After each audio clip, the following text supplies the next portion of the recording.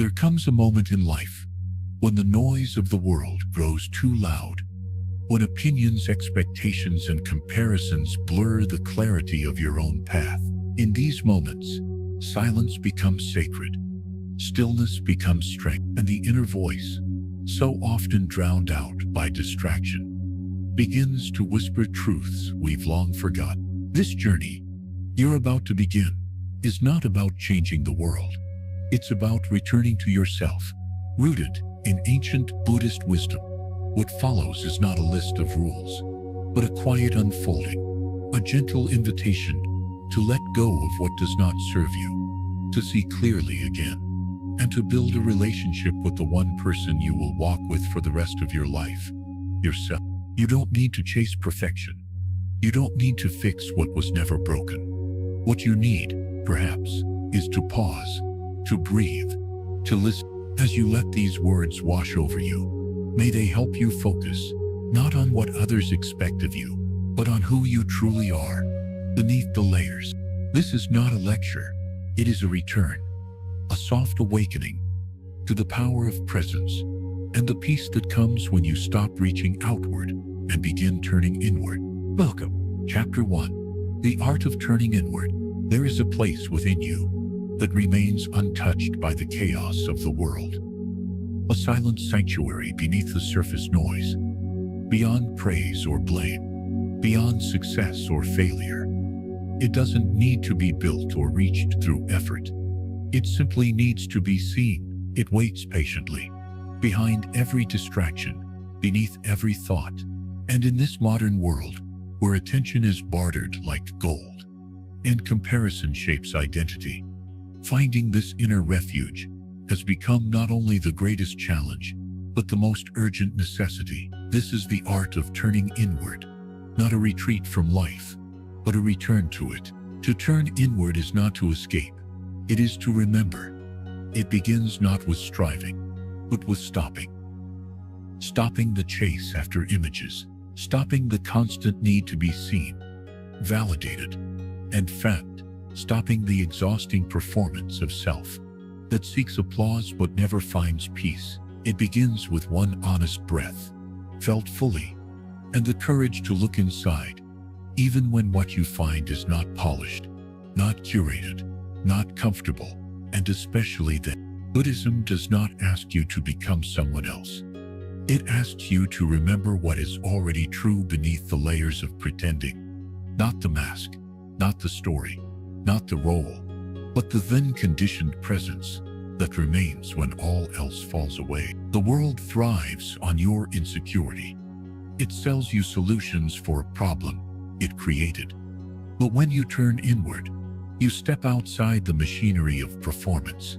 And that simple act, quiet, invisible, radical, is the beginning of liberation. Not loud, not violent, but a rebellion of stillness, a revolution of peace.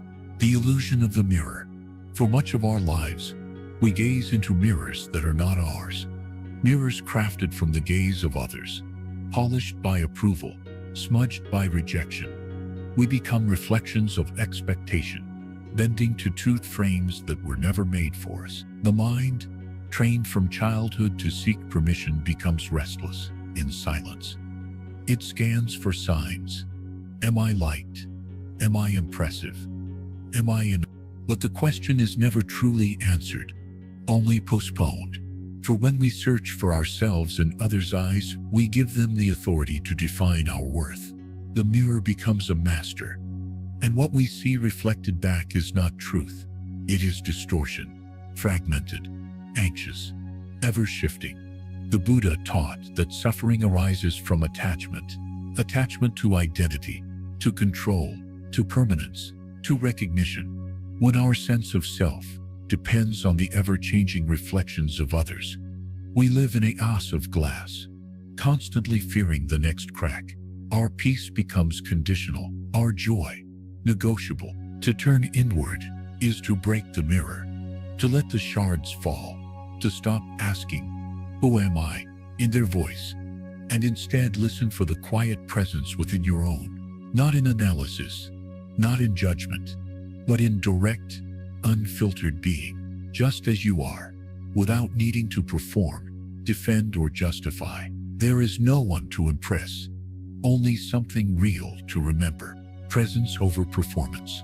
There is a sacred moment in Buddhist meditation, the moment when the striving stops, when there is no longer an effort to become, to achieve, to fix, when the mind, habituated to effort, suddenly finds itself with nothing to do, and in that moment of surrender, something deeper emerges. Not noise, but present. You are not asked to be better. You are asked to be here, fully, honestly, silently, to sit, to breathe, to notice, not with a goal, but with openness, not to escape thought, but to stop being pulled by it, to discover what remains when the need to perform dissolves. There is a profound shift that happens when you no longer need to prove your existence, when you stop viewing life as a courtroom and yourself as a case to be defended. You begin to see that the silence within you is not absence. It is richness, not emptiness, but presence, misunderstood. And presence is not passive. It is not indifferent. It is alive and awake. It is the stillness that notices, without grasping, the awareness that welcomes without chasing. It is the ground beneath your thoughts, always steady, always here. And in that ground, decisions arise from clarity, not fear. Words are spoken from truth, not performance. You begin to live, not as a role, but as yourself. The weight you've been carrying, there is a heaviness you may have grown so used to that you no longer notice it. A weight made not of stones, but of silence, of unspoken grief, of swallowed guilt, of unmet sorrow. It builds slowly, through small betrayals of self, through moments when you smiled, but meant to cry, when you agreed but wanted to scream. Over time, it gathers mass, like dust in corners you've stopped looking into. We avoid turning inward because we fear what we might find. But what lives inside us is not our enemy. It is our unmet self, waiting not for punishment, but for present. Buddhism teaches that what we resist persists. The emotions we repress do not vanish. They embed themselves in our choices, in our tone, in our posture, in our fatigue. They leak into our relationships and cloud our perception. Turning inward is the first act of acknowledgement, a gesture of saying to your own heart, I see you. I will no longer run. Imagine how many paths you've taken to be accepted, and how few to be real. How many times you've silenced your truth to preserve an image. The weight of that is not just emotional, it is aesthetical. But the moment you sit with yourself, without distraction, without defense, the burden begins to lift. Not all at once, but slowly, breath by breath. You begin to remember how to be with yourself, without fear. Healing is not a task, it is a permission. And it begins the moment you stop trying to fix and start learning to feel. The power of simplicity. Simplicity is often mistaken for lack, but true simplicity is not deprivation. It is clarity. It is the radical act of needing less, not out of scarcity, but from wholeness. In Buddhist practice, the path to awakening is not about accumulation. It is about subtraction, not becoming someone else, but removing what is not you. The roles you play, the stories you carry, the grasping at approval, all are peeled away, not to leave you with nothing, but to reveal what is essential. To focus on your own being is not selfish. It is sacred, because only when your awareness is clear can you offer real compassion. Only when you are not fragmented by comparison can you be fully present. When you stop trying to be everything, you become truly something real, grounded, available. Simplicity is not a withdrawal from life, but a deeper participation in it, without distraction, without adornment, without the constant pressure to be more. It is in simplicity that we meet life directly, at the filters of expectation. We breathe, we walk, we speak, not as actors, but as witnesses. And in that space, joy returns, not as excitement, but as peace. You are not behind. One of the great illusions of modern life is the belief that you are falling behind, that there is a race, a standard, a timeline, a finish line. But who defined it, and why do you vive it? The truth is that life is not linear. It unfolds like a flower on its own terms, in its own rhythm. The Buddha left behind a palace, a family, and a crown, not because he was running from something, but because he had the courage to honor a deeper calling. He didn't follow the map, he walked away from it. And in doing so, he discovered a different kind of success, not based on status, but on awakening. You are not late. You are not early. You are here. And here is always the right place to begin.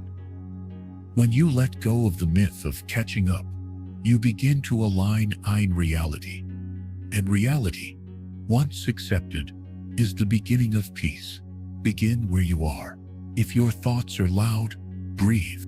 If your heart feels distant, return. If your life seems scattered, sit still. No external method can replace your own wisdom. No voice can be louder than the one you silence within. The purpose of these teachings is not to impose a doctrine, but to help you remember something ancient and intimate, that you are not broken, only buried. Each breath is a gate. Each moment is a guide. And the return to yourself is not a journey measured in time, but in willingness. There is no shame in forgetting, only the quiet joy of remembering. And no matter how far you've wandered, the return is always now. So begin, not when you are perfect, not when you are certain, but now, as you are not a task to complete. You are not a product to refine. You are a presence to inhabit, a being to honor. And this, now, is your homecoming. Chapter 2. The silence that knows you. There is a silence that is not empty. A silence not made of absence, but of presence. Most people run from it. They fill it with noise, distractions, endless tasks, or conversations that mean nothing. But for those who have begun the path inward, the silence is not terrifying. It is sacred. It is the place where all pretending dies. And when you allow yourself to rest in it, something ancient awakens. This silence is not the opposite of sound. It is the ground beneath sound.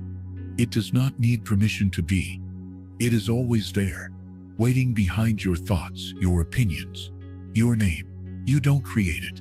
You remember it. You don't understand it. You become it. And in a world of relentless stimulation, silence becomes the only true mirror. We fear silence because it strips away our stories. In the quiet, there is no one to impress, no roles to play, no one watching. And without all of that, who are you? That question is not meant to frighten you. It is meant to free you. Because what remains is not a lack, but a fullness, so still it goes unnoticed. This is the gift of Buddhist awareness, to become intimate with the silence that has always known you. The noise is not you. The mind is full of voices. Some are familiar. The voice of your mother, a teacher, a friend. Others are not yours at all, just echoes from culture, from media, from the endless stream of expectation. These voices tell you who to be, what to fear, how to succeed. But the first truth is this: these voices are not you. They are patterns, stories, clouds passing through the open sky of your awareness. Most people live inside these voices and call it reality. But Buddhism invites you to listen beneath them, not to silence them, not to fight them, but to recognize them for what they are. Temporary, conditioned, impersonal. The more you observe them without attachment, the more they begin to lose their grip. They shout, but they no longer command. They return, but they no longer define. This is the beginning of inner freedom. You stop being a hostage to your thoughts. You stop confusing noise for truth. You begin to hear something quieter, a sense of still knowing, a peace that isn't reactive, that doesn't argue or explain. That is the silence that knows you. The mirror of stillness. In Buddhist temples, silence is not just the absence of speech. It is a spiritual tool, a way to see what words cover up. In stillness, the mind shows its patterns. It reveals its fears, its cravings, its resistance.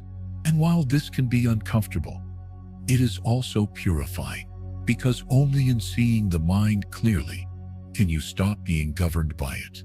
When you sit quietly, without a goal, you begin to feel the full weight of your humanity.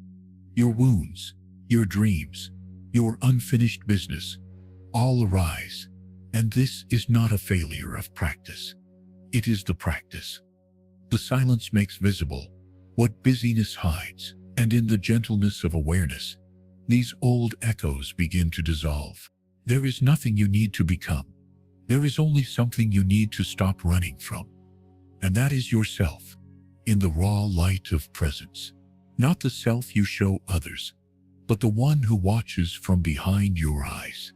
The witness, the still one, the part of you that has never changed, no matter how much the world did. Returning to the breath. In the Buddha's teaching, the breath is a bridge, not just between body and mind, but between the surface and the depth. Each breath invites you back to what is here, now, unconditioned. When the mind wanders, the breath brings it home. When the emotions swell, the breath steadies the body. When life becomes loud, the breath reminds you of the silence that watches it all. You do not need to control the breath. You only need to follow it. Let it teach you how to be. Let it show you that nothing needs to be added to this moment to make it enough. That peace is not something you achieve. It is something you notice when you stop striving. There is a place within each inhale that has never been touched by anxiety. A gap between thoughts, held in the exhale, where you disappear into wholeness. Pay attention, not with effort, but with reverence. Not as a technique, but as a reunion. Beyond the identity, much of our suffering comes from the prison of identity. The belief that we must be someone consistent, someone admirable, someone successful by the world's standards. But Buddhism reminds us, identity is a costume, useful perhaps, but not ultimate. Who you think you are is not who you truly are. You are not your job. You are not your relationships. You are not your age or history. These are experiences, not definitions. The silence that knows you has no name, no gender, no role. It existed before you were praised, before you were wounded, before you were taught what to want. It simply is. When you sit in silence long enough, the scaffolding of self-image begins to loosen. You start to see how often you act out of fear, how often you say yes when you mean no, how often you try to be liked instead of being real. And in this seeing, a new freedom begins. Not the freedom to rebel, but the freedom to be honest. The softening. Silence does not judge you. It does not say you should be further along. It does not punish or scold. It simply holds. And this holding, this spaciousness, softens the hard edges. In your inner world, there is a kindness in this kind of attention.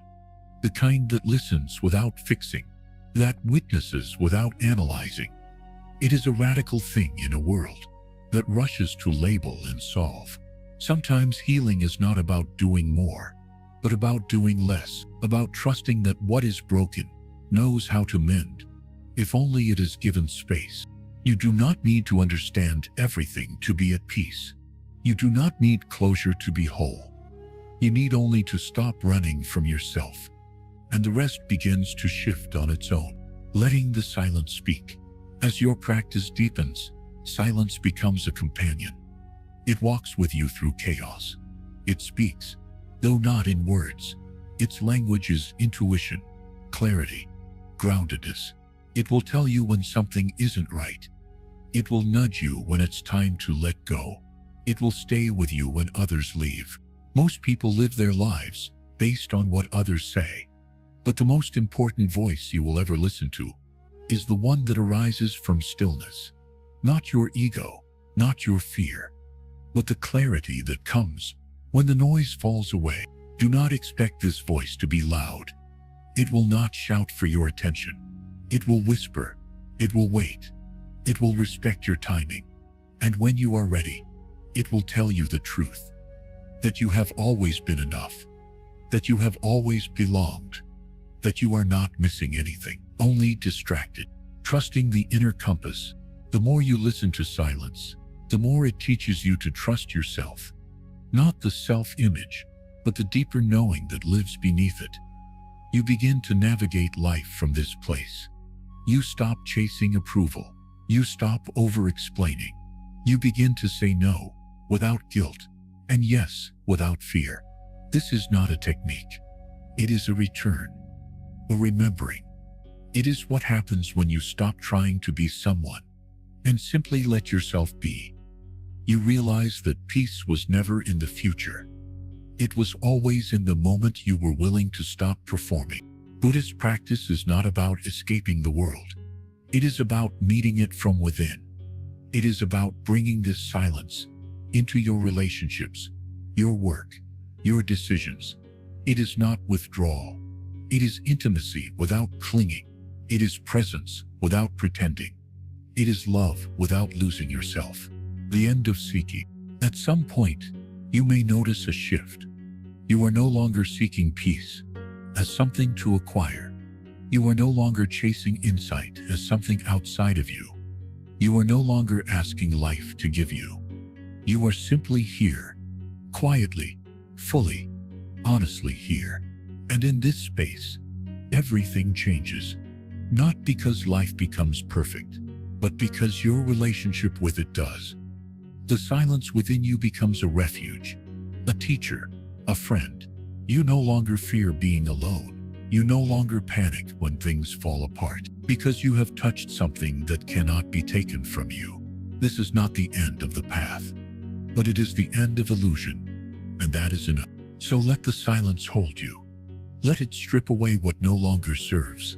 Let it tell you the truth, softly. Let it bring you home. You do not need to be more. You need only to be. And in your being, you will find what you were searching for all along. Welcome back to yourself. Chapter 3. Emptiness is not what you think. To the ordinary mind, emptiness sounds like a void, a lack, something bleak or even frightening. We think of emptiness as a failure to be full, a space where meaning has been drained. But in the teachings of Buddhism, emptiness is not a deficiency. It is a freedom. It is not the absence of life, but the clearing of illusion. To taste true emptiness is to be free from the prison of concepts, free from the weight of conditioned meaning. It is to open your hands and find that nothing was ever yours to hold, and that this somehow is peace. Emptiness does not mean that nothing exists. Rather, it reveals that nothing exists independently. Nothing exists in isolation. Every object, every self, every emotion arises in relation to everything else. The flower depends upon the soil, the sunlight, the rain. Your thoughts depend on language, memory, culture. The self you cling to so tightly is a pattern of sensations, impressions, beliefs, always changing, always contingent. Emptiness is the recognition that there is no fixed core, no unchanging I beneath the experience. And far from being depressing, this is liberation. Because if nothing is fixed, then nothing is stuck. If no self is permanent, then no suffering is permanent either. The pain that once seemed eternal is just a momentary storm. The fear that felt like a prison dissolves in awareness. Emptiness is not despair. It is the space in which healing becomes possible. It is the openness that allows something new to emerge. But the mind resists this. It wants things to be solid. It wants labels, definitions, identities. It wants to know who it is and where it stands. And yet, the more you try to yourself in place, the more you suffer. Because life is not fixed. It is a current, and trying to anchor in the river only creates tension. Emptiness invites you to float, to trust the flow, to recognize that even the one who is floating is not separate from the water. Sit quietly for a moment and notice how thoughts come and go. Each one appears, lingers for a while, then disappears. You do not create these thoughts.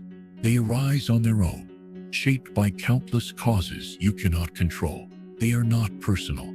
They are not permanent. They are empty. And yet when you observe them from silence, they are not meaningless. They are simply passing waves in a vast ocean. And so with emotions. Anger rises, burns and fades. Sadness darkens, then lifts. Joy sparkles for a moment, and then dissolves. None of these states define you. None of them last. You are not the contents of your mind. You are the space in which those contents appear. Emptiness is this space. It is not a thing, not a place, but a way of seeing, a vision that liberates. The Buddha taught that form is emptiness, and emptiness is form.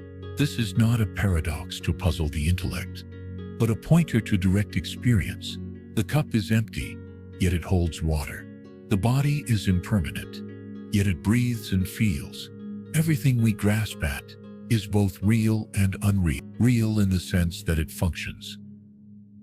Unreal in the sense that it is transient, dependent, lacking inherent essence. When you see this clearly, you stop clinging. And when you stop clinging, you stop suffering. But this understanding cannot be forced.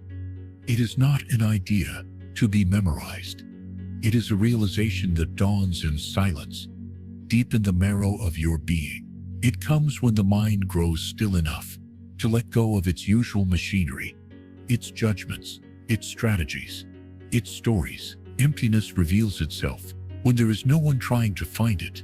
So much of our anxiety comes from trying to be someone, trying to be good enough, strong enough, wise enough.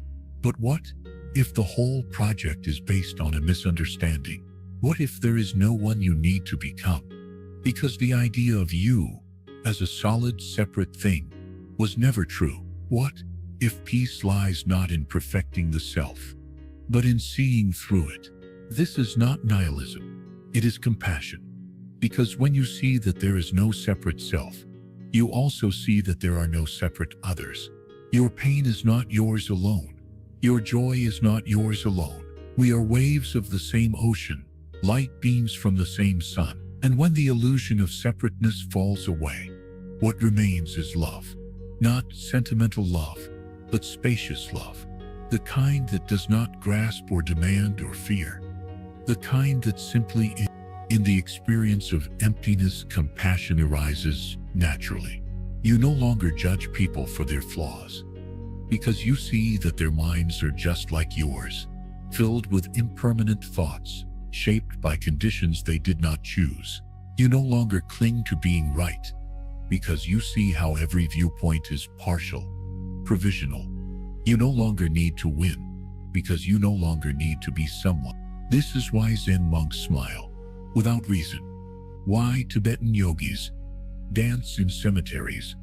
Why the great masters speak in paradox. They have tasted the freedom of emptiness. They have seen the joke. They have wept with the beauty of this fleeting world and laughed at the seriousness with which we try to possess it. To live in emptiness is not to withdraw from life. It is to meet life directly, without armor. It is to let go of the need to control and open to the mystery. It is to speak honestly, to act gently, to love without condition. It is to see clearly that nothing lasts, and to let that truth make you tender instead of afraid. Emptiness is not the end. It is the beginning of true presence, true wisdom, true compassion. It is not a philosophy to discuss, but a silence to embody. And in that silence, the world returns to you, not as a battlefield, but as a garden. So sit with the emptiness, not as something to fix or fill, but as something to welcome. Let it dissolve your defenses. Let it soften your heart. Let it teach you that in losing everything, you lose nothing essential. And in losing the illusion of self, you find the space to truly live. You were never separate. You were never alone. You were never broken. You were only dreaming. Now, wake up. Chapter 4. The Art of Not Reacting. There is a quiet and profound power in learning how not to react. It is not the power to dominate, nor the power to silence others, but rather the power to free yourself from the chains of emotional slavery and regain command over your inner world. In the teachings of the Buddha, there is deep reverence for the stillness of mind that emerges when we are no longer slaves to our triggers. In this stillness, something sacred awakens. The modern world, however, thrives on reaction. Social media feeds are filled with instant opinions. People's emotions are inflamed by headlines crafted to provoke, and daily life often feels like a battlefield of unspoken resentments and unhealed wounds. But in the Buddhist view, peace is not found in noise. It is found in the silent pause, in the space between stimulus and response, in the sacred art of observing without immediately acting. This art, when practiced, becomes one of the most radical forms of self-love and self-focus you can cultivate. To understand the art of not reacting, we must first examine why we react in the first place. Our reactions are often automatic. They are programmed responses conditioned by past pain, cultural expectations, fear, or the desperate need for validation. Someone insults us, and we snap. A message is ignored, and we spiral into insecurity. A plan fails, and we drown in frustration. These reactions feel personal and justified, yet they are rarely born from conscious choice.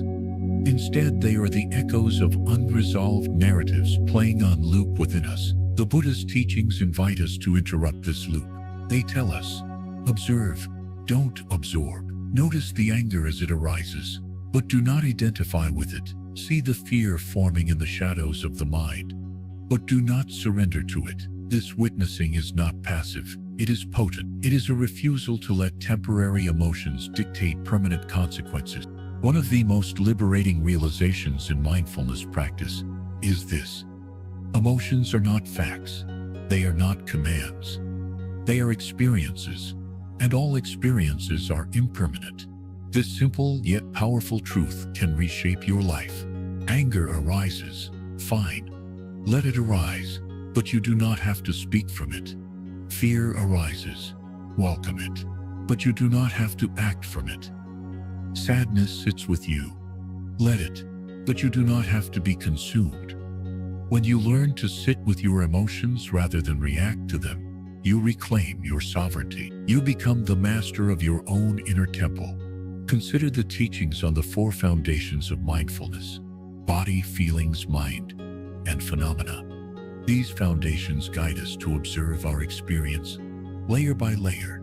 In doing so, we begin to see how a evil thought, if left unchecked, can ripple outward into a storm of action. But if we pause, if we watch that thought with curiosity and patience, it often dissolves into nothing. The mind, like a restless monkey, will jump from branch to branch. Your work is not to silence the monkey, but to stop believing that its chatter is the truth. Non-reaction is not the same as suppression. Suppression is the denial of emotion, but non-reaction is the full acknowledgement of emotion, without attachment. This subtle but essential difference is what turns ordinary awareness into awakening. Life will continue to bring you situations that invite reaction. People will disappoint you. Plans will fall apart. Your own thoughts will betray your peace. But in those moments, you have a sacred choice. You can can't, or you can rest in awareness. In doing so, you shift from compulsion to clarity, from chaos to calm. In Buddhism, this shift is the essence of right mindfulness and right effort, not the effort to fix or control everything, but the effort to remain inwardly anchored in the face of the storm. It is helpful to imagine your awareness as a vast sky and your thoughts and emotions as passing clouds. Some are dark and heavy, some are light and fleeting. but none of them stay forever. The sky does not argue with the clouds. It does not try to hold them in place. It simply allows. In the same way, you are invited to allow your emotions without becoming entangled in them. When you stop reacting, you begin to realize that much of what used to disturb you is simply not worth your peace. The urge to defend, to retaliate, to be right, it loses its grip, and what remains is space. Space to breathe, space to feel, space to choose. This space is your sanctuary. It is where your truest self resides, not the self shaped by ego, but the self aligned with the Dharma, the path of clarity and wisdom. In this space, you remember that the behavior of others is a reflection of them, not of you. That external chaos need not infect internal stillness. That you do not have to attend every argument you're invited to. This is not spiritual bypassing. This is spiritual maturity. It is knowing when to speak and when silence is the loudest message. It is understanding that your energy is sacred and does not belong in every conflict. Let us go deeper. Non-reaction is not just about how you treat others. It is about how you treat yourself. We are often our own harshest critics. A single mistake can spiral into a storm of shame. A perceived failure can awaken years of self-doubt. And in these moments, we react to ourselves with harshness instead of kindness. But what if, instead, you could meet yourself with the same spacious awareness you offer others? What if you could witness your mistakes without judgment, hold your fears without fleeing, and remain present even when you feel broken? This is the heart of Buddhist compassion, not only extended outward, but turned inward with equal reverence. Not reacting also frees your time and attention, your most valuable currencies in 2025. The distractions are endless. Notifications, opinions, drama, noise. Each one begs for your reaction, but each reaction drains a bit of your energy, fragments your attention, and pulls you further from your path. When you practice non-reaction, you practice presence. You stop scattering your awareness in 100 directions. You gather it back. You return to yourself, and in that return, you find the clarity to focus on what truly matters. You begin to see that not everything deserves a response. Not every opinion requires a reply. Not every discomfort needs to be solved immediately. Some things are better left alone. Some words are better not spoken. Some battles are better not fought. This discernment is not weakness. It is wisdom. It is the quiet strength of the monk who chooses silence over shouting, stillness over striving, peace over proving. As your practice deepens, your non-reaction becomes not just a skill, but a way of being. You become like a lake, undisturbed by the ripples on its surface, like a flame, steady even in the wind. This does not mean you stop engaging with life. On the contrary, you begin to engage more fully, because your energy is no longer hijacked by reaction. You begin to act not from habit, but from alignment, not from fear, but from freedom. Your actions become offerings, not outbursts. Your words become medicine, not weapons, and your presence becomes a refuge, not only for yourself, but for those around you. Ultimately, the art of not reacting is the art of remembering who you are, beyond emotion, beyond story, beyond ego. It is the art of rooting yourself in the unshakable truth of your, and in that rootedness, you become untouchable, not because you are hard or closed, but because you are centered and awake. This is your gift to yourself in 2025. Not to be unaffected, but to be unwavering. Not to be indifferent, but to be discerning. Not to be emotionless, but to be emotionally free. So, as you move through this year, carry this lesson with you. When the world pulls at your attention, return to your breath. When someone tries to trigger you, return to your center. When your mind starts spinning, return to the stillness beneath the thoughts. You don't need to react. You are not your emotions. You are the awareness that watches. You are the sky, not the weather. And in this remembrance, Your focus becomes unbreakable. Your peace becomes non-negotiable, and your path becomes clear. In moments of silence, after choosing not to react, you may begin to witness a new kind of intelligence emerging within you, one that is not born of calculation or defense, but of presence. This intelligence doesn't rush to fix what is uncomfortable or retaliate against what is unjust. It listens deeply. It waits. It discerns. And in that patience, clarity dawns. Often what seemed urgent and overwhelming loses its power once it is met with stillness. This is because much of the world's noise depends on your participation. Withdraw your reaction, and the noise cannot sustain itself. In ancient Buddhist monastic practice, monks were often instructed to reflect before speaking using the three gates of speech. Is it true? Is it necessary? Is it kind? This same framework can be extended to our thoughts and responses. Before you react, ask yourself, is this reaction aligned with my higher self? Does it serve peace or perpetuate pain? When we adopt this discipline of reflection, we begin to move from unconscious living to conscious being. And that shift from reactivity to responsibility is where liberation begins. Practicing non-reaction also opens you to a deeper understanding of impermanence. You begin to see how situations, like clouds, change shape and pass. A person who offends you today may be the teacher tomorrow.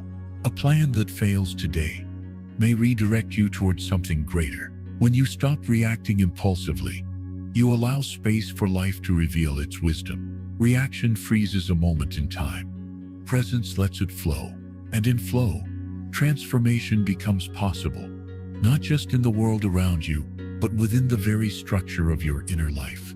Another profound gift of non-reaction is energetic preservation. Every reaction, even a mental one, consumes life force.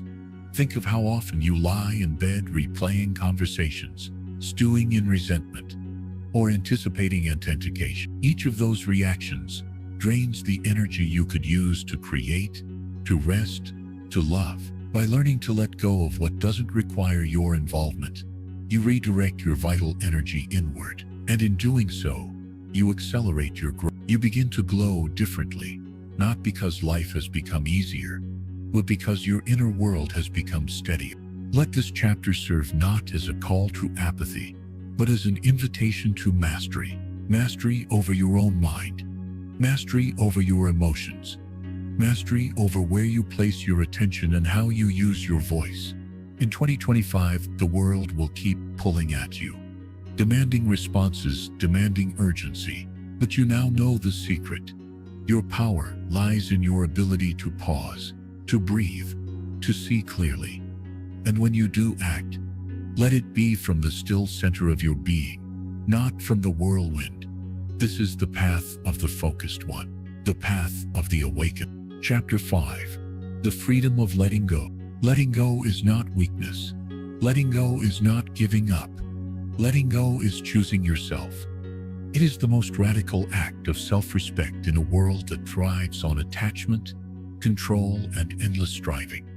We are taught to hold on to people, outcomes, identities, as though our worth depended on it. We cling to what we've outgrown. We chase what's not meant for us. We carry the weight of old stories, broken dreams, and unresolved conversations, thinking that this is what makes us strong.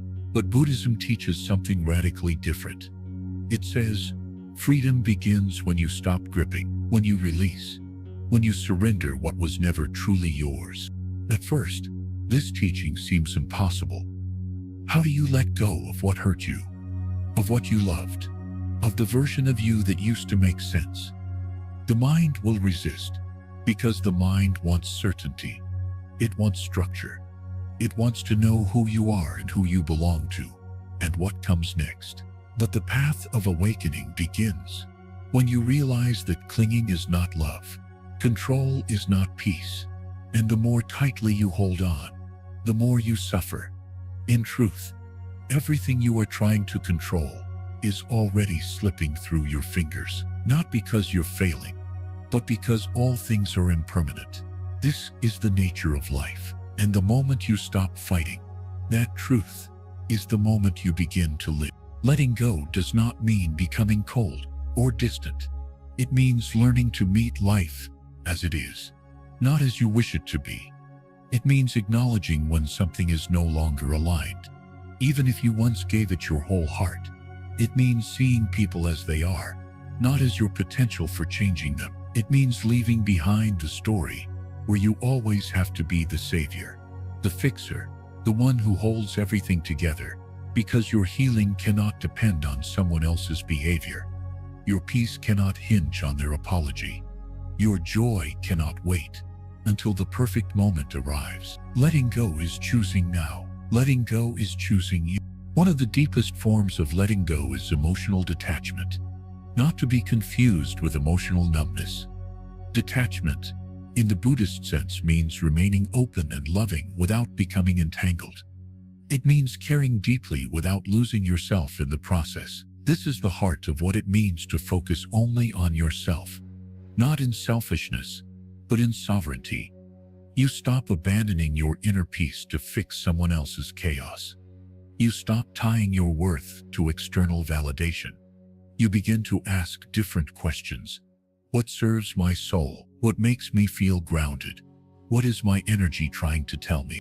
In meditation, the art of letting go becomes a daily practice. Each breath teaches it. You inhale presence. You exhale attachment. You inhale awareness. You exhale control. And slowly, the body remembers it is safe to let go, safe to stop clinging, safe to trust the rhythm of life. You begin to notice the quiet power of impermanence, not as a threat, but as liberation. Because if nothing lasts, then everything painful will eventually pass. And if nothing can be held forever, then you are free to love without fear. You are free to enjoy without grasp. You are free to begin again and again. Letting go also means grieving. It means feeling the loss, not suppressing it, not pretending it doesn't matter, but walking through it with presence. Most people skip this part. They want transformation without the death of the old self. But every spiritual awakening is preceded by a funeral. The ego dies, the illusions collapse, the masks fall off, and yes, it hurts. But in that pain, you are purified. In that emptiness, you become receptive. In that surrender, something more honest can be born. In Buddhist philosophy, this process is known as non-attachment. Not because life shouldn't be beautiful or meaningful, but because freedom lies in participation, not possession. You walk with people, not own them. You experience life, not control it. You express love, not demand its permanence. The more you let go of your grip on life, the more life flows through you. You stop trying to bend it to your will, and instead align with its intelligence. And this is where joy lives, not in perfection, but in flow. Relationships often become the most challenging arena for letting go. We attach to people because they once made us feel safe, seen, needed. But over time, needs change. Energies diverge, paths split, and holding on out of nostalgia or fear only deepens the wound. To let someone go does not mean you never loved them. It means you love yourself enough to release what no longer nourishes your growth. It means trusting that even endings are sacred, that even separation can be an act of grace, that you are not abandoning love, you are transforming it. Sometimes what you're letting go of is not a person, but a pattern, the habit of overgiving, the need to please, the story that says you're never enough unless you're exhausted. Buddhism teaches mindfulness as a mirror. You watch these patterns without judgment. You say to yourself, here is the need to prove. Here is the fear of being alone. Here is the belief that suffering means I'm doing it right. And instead of reacting, you simply breathe. You choose differently. You act from awareness, not compulsion. And each time you do, the pattern loosens. Each time you pause, The chain weakens until one day it breaks. To let go is also to forgive, not just others but yourself, for the things you didn't know, for the choices you made from survival, not wisdom, for the way you stayed too long, or left too early, or didn't speak when you should have. Forgiveness is not saying it didn't matter. It's saying, I choose to carry peace instead of pain. I choose to move forward without dragging my past behind me. I choose to give myself the freedom I kept waiting for others to grant me. As you learn to let go, your inner landscape changes. The silence becomes less lonely and more sacred. The space that once felt empty becomes fertile. You begin to cultivate presence like a garden. You water it with self-trust. You prune it with boundaries. You sit in it without rushing to escape. And slowly, your life becomes an expression of inner alignment, no longer ruled by fear or attachment, but guided by truth. Letting go also redefines success. In a society obsessed with accumulation, money, status, followers, the act of release becomes revolutionary. Success is no longer how much you have, but how little you cling to. Not how well you perform, but how deeply you live. Not what others think of you, but how aligned you feel inside your own skin. This is Buddhist success, the kind that doesn't show up on social media, but is felt in the quiet moments when you are fully at peace with yourself. There may be days when you forget, when the pull of the past feels strong, when the voice of guilt tries to seduce you back into old dynamics, when your hands reach again for what once felt like home. Let it be part of the process. Let yourself remember, then return. The path of letting go is not linear. It is a spiral. You revisit the same lessons with deeper awareness each time, and that, too, is growth. In the end, letting go is not the final step. It is the beginning. It is the clearing of space so that something new can arrive. It is the unburdening of the soul so that joy can breathe again. It is the decision to stop surviving and start living.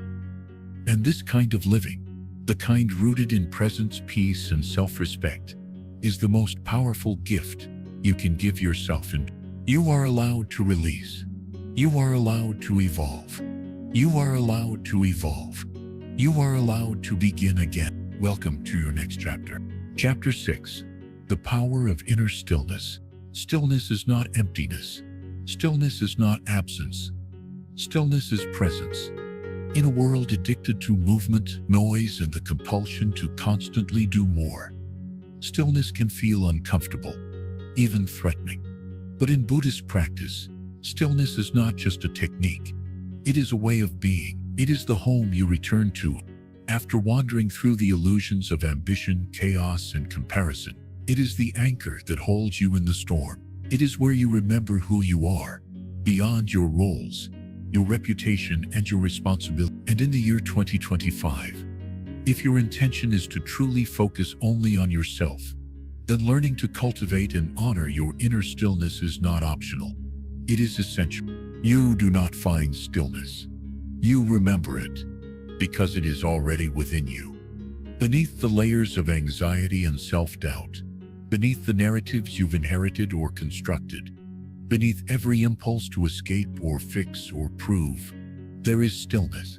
This is the part of you that never changes, even as everything else transforms. It is the part of you that watches your thoughts without becoming them, that feels emotion without drowning in it, that exists beyond time, beyond identity, beyond striving. Stillness is not a place you visit. It is who you are when everything else falls away. But accessing that stillness is not easy, especially in a world that profits from your distraction. Notifications, comparisons, deadlines, and the pressure to be constantly visible all create an inner turbulence that drowns out your natural peace. The mind becomes like a stormy ocean, never resting, always agitated. And so the practice of stillness begins not with silence, but with awareness. You start to notice what pulls you out of yourself, You start to observe the thoughts that steal your peace. You become the witness instead of the reactor. And in this sacred observation, the waters begin to calm. Meditation is the gateway to stillness. But it's important to understand what meditation really is. It is not a tool to make the mind go blank.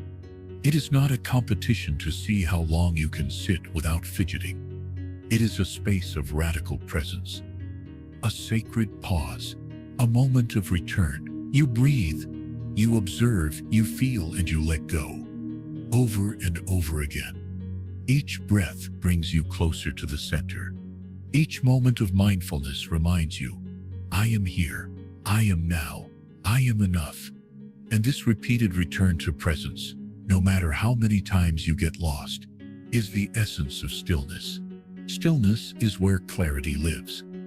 When the mind is quiet, the truth has space to speak. Most people are not confused. They are overwhelmed.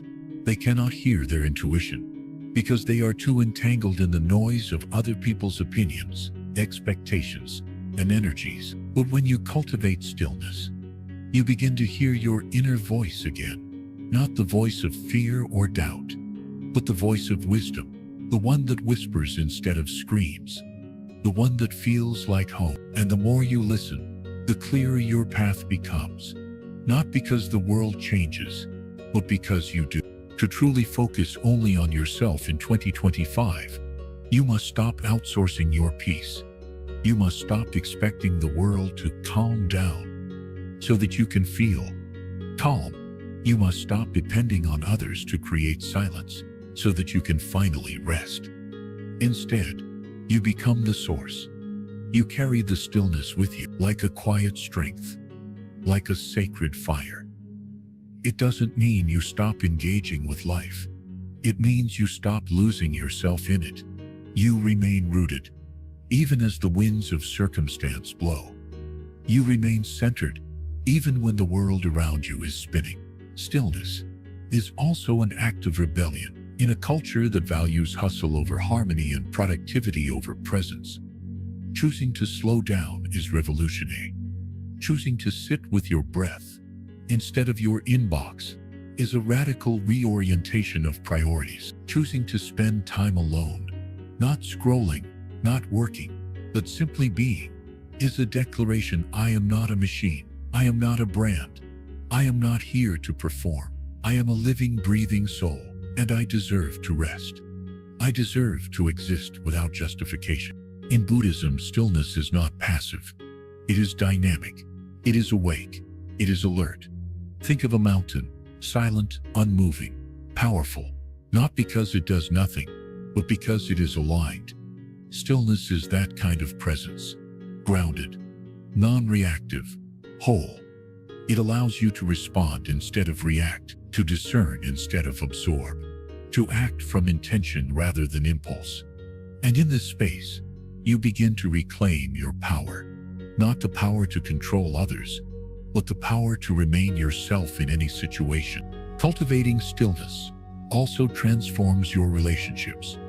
When you are at peace within yourself, you no longer bring your inner chaos into every interaction. You stop projecting your wounds.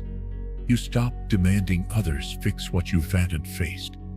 You listen more. You react less.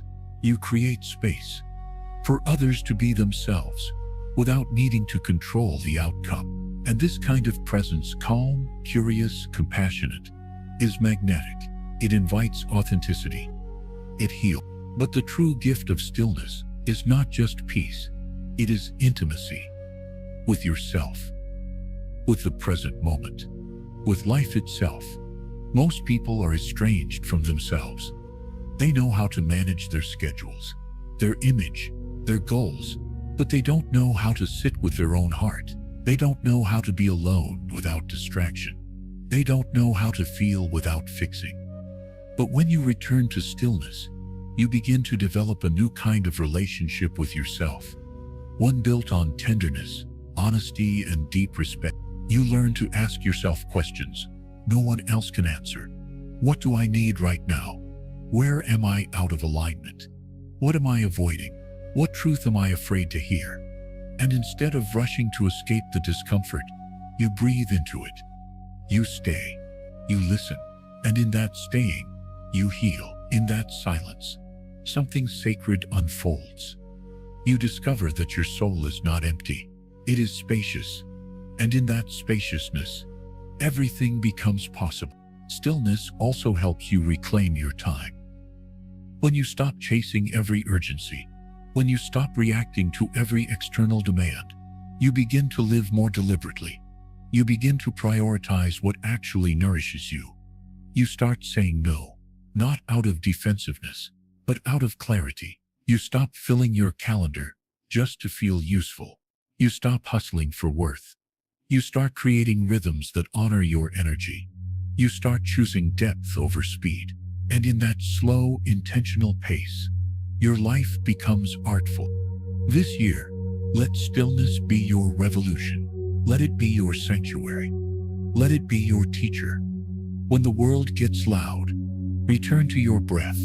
When your thoughts start spinning, return to your body. When everything feels urgent, return to presence. You are not here to outrun your life. You are here to inhabit it fully, deeply, courageously. And stillness is the doorway. No one else can walk through it for you. No one else can give you your peace. But once you remember it's been inside you all along, you'll never look for it outside again. Chapter 7. Letting go of approval. It is one of the deepest and quietest prisons we live in. The need for approval, like a shadow that follows us from childhood into adulthood, it whispers that we are only worthy if others say so, that our choices are valid only if they are applauded, that our happiness must be confirmed by someone else's nod. But Buddhism, with its gentle precision and uncompromising truth, teaches otherwise.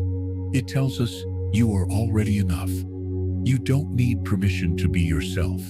You don't need an audience to live a meaningful life. And in 2025, if you truly wish to focus only on yourself, you must be willing to walk away from the hunger for approval, because that hunger will never be satisfied. We are conditioned to seek approval before we even learn to speak. A smile earns praise. A tantrum earns correction. We learn to perform, to please, to adapt. We confuse love with acceptance, and acceptance with reward. So we carry this pattern with us into school, into work, into relationships. We become experts in reading the room, in pleasing authority, in becoming what others expect. We wear masks so well, we forget what our own face looks like. We begin to feel anxious not because we are doing something wrong, but because we are afraid someone else might think so. We hand over our peace for the illusion of being liked. But Buddhism reminds us that attachment, even to approval, is suffering. The more we need others to validate our worth, the more fragmented we become. We say yes when we mean no. We chase praise and avoid truth. We contort ourselves to fit into roles that suffocate our spirit. And then we wonder why we feel empty. Why, even after applause, we feel disconnected. It is because no amount of external approval can replace the quiet self-respect that comes from living in alignment with your truth. You can be admired and still feel hollow. You can be envied and still feel invisible. Approval is never the destination. It is the distraction. The Buddha did not seek approval. He sought awakening, and so must you. This doesn't mean becoming defiant or dismissive. It means becoming sovereign. It means understanding that your value is not negotiable and your path is not a performance. It means making choices that align with your deepest knowing, even if they are misunderstood. It means loving yourself, not because you are flawless, but because you are whole. It means listening to your own voice above the noise of the crowd. And it means understanding that the cost of constantly being liked is the erosion of your true self. Letting go of approval does not mean isolating yourself from others. It means releasing the compulsion to be defined by them. When you stop needing approval, you can finally connect from a place of truth. not performance. Your relationships become more honest, more resilient, more free. You no longer fear rejection because you are no longer rejecting yourself. You can receive feedback without shame. You can hear criticism without collapse. You can stand in your truth even when others don't understand it. That is freedom. That is power. But this path is not easy. The need for approval is deeply wired. It takes awareness to notice it, courage to confront it, and compassion to unwind it. Start by noticing the small moments. When do you shrink your voice to keep the peace? When do you exaggerate a story to impress? When do you hide your feelings to avoid discomfort? Each of these moments is an invitation to return to yourself, to reclaim your truth, to practice presence over performance, integrity over approval, being over pleasing. Meditation helps, not because it makes you fearless, but because it shows you the space between stimulus and response. When you sit with yourself daily, you begin to see the patterns of your mind. You notice how quickly a comment can trigger insecurity, how easily the fear of judgment arises. But instead of reacting, you breathe, you observe, you hold that fear with tenderness, not shame. You say, here is my old habit, here is my desire to be liked. And in that noticing, you are no longer ruled by it. You become free, not because the fear disappears, but because it no longer drives your decisions. 2025 can be the year you stop performing, the year you stop filtering yourself to fit someone else's expectations, the year you start saying what you mean, wearing what feels good, choosing what aligns with your soul.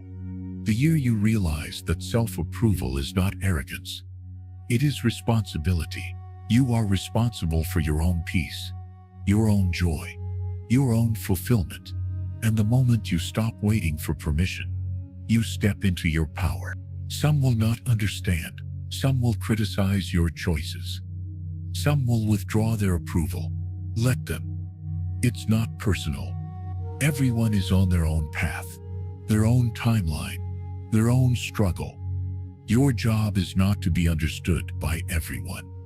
Your job is to be at peace with yourself. When you let go of the need to be liked, you make space for something deeper, to be loved for who you truly are. Not everyone will love you, but those who do will love the real you. And that is worth everything. Letting go of approval also means letting go of perfectionism. The two are twins. Perfectionism says, if I do everything right, I'll be safe. Approval says, if everyone is pleased, I'll be worthy. Both are illusions. Both keep you anxious, small, and disconnected from your humanity. In Buddhist practice, the goal is not perfection, it's awakening. And awakening means seeing clearly, seeing your patterns, your fears, your longing, seeing them not to judge, but to understand, to hold yourself in radical compassion, to stop striving and start living. You are not here to meet anyone else's standards. You are here to live your truth. That might mean quitting a job that pays well, but kills your soul. That might mean ending a relationship that looks perfect on the outside, but feels empty on the inside. That might mean saying no to opportunities that don't align with your values. And yes, it might mean disappointing others, but that is the cost of authenticity. And the reward is peace. Imagine this year, you made decisions not based on what others think, but based on what feels true. Imagine you stopped checking how your life looks and started asking how your life feels. Imagine you trusted yourself deeply, not because you always know the answers, but because you were willing to listen, to adjust, to learn. That is the beginning of sovereignty, of a life that is truly yours. Letting go of approval is not about arrogance. It's about enlightenment. You are not better than others. You are simply no longer outsourcing your self-worth. You are turning inward, listening inward, living inward. And from that place of groundedness, everything changes. Your energy shifts, your boundaries strengthen, Your voice deepens. Your joy returns. Not the joy that comes from applause, but the joy that comes from alignment. Quiet, fierce, unshakable. You are allowed to be proud of yourself, even if no one else claps. You are allowed to believe in your dreams, even if others doubt. You are allowed to trust your path, even if it looks different. Because you are the only one who has to live your life. You are the only one who wakes up with your thoughts, sleeps with your choices, breathes with your truth. Why would you build your life on someone else's expectation? This is your year, your practice, your return. Let go of the hunger to be seen. Feed the sacred fire to see yourself, not as a project to improve, not as a product to be sold, but as a presence to be honored. You are not here to win anyone's approval. You are here to remember your own. Letting go of approval also means facing the fear of being misunderstood. One of the most painful experiences for a sensitive soul is to be misread or misjudged, especially when your intentions are pure. But you must understand, people can only meet you as deeply as they've met themselves. Their interpretation of you is filtered through their own wounds, biases, and limitations. And so when someone misunderstands your silence, your boundaries, your truth, it is not always a reflection of you. It is often a mirror of where they are. Your job is not to fix their perception. Your job is to remain steady in your authenticity, trusting that clarity will come with time, or perhaps not at all, and that either outcome is okay. The Buddhist path emphasizes right speech, but also right silence. There is wisdom in knowing when to explain and when to simply walk away. Sometimes the most powerful declaration of self-worth is non-explanation. You do not owe everyone a reason. You do not need to constantly defend your decisions. There is strength in restraint. There is grace in stillness. When your inner compass is aligned, the external storms cannot sway you. You learn to stand still in the eye of misunderstanding, knowing that your peace does not require someone else's approval of your story.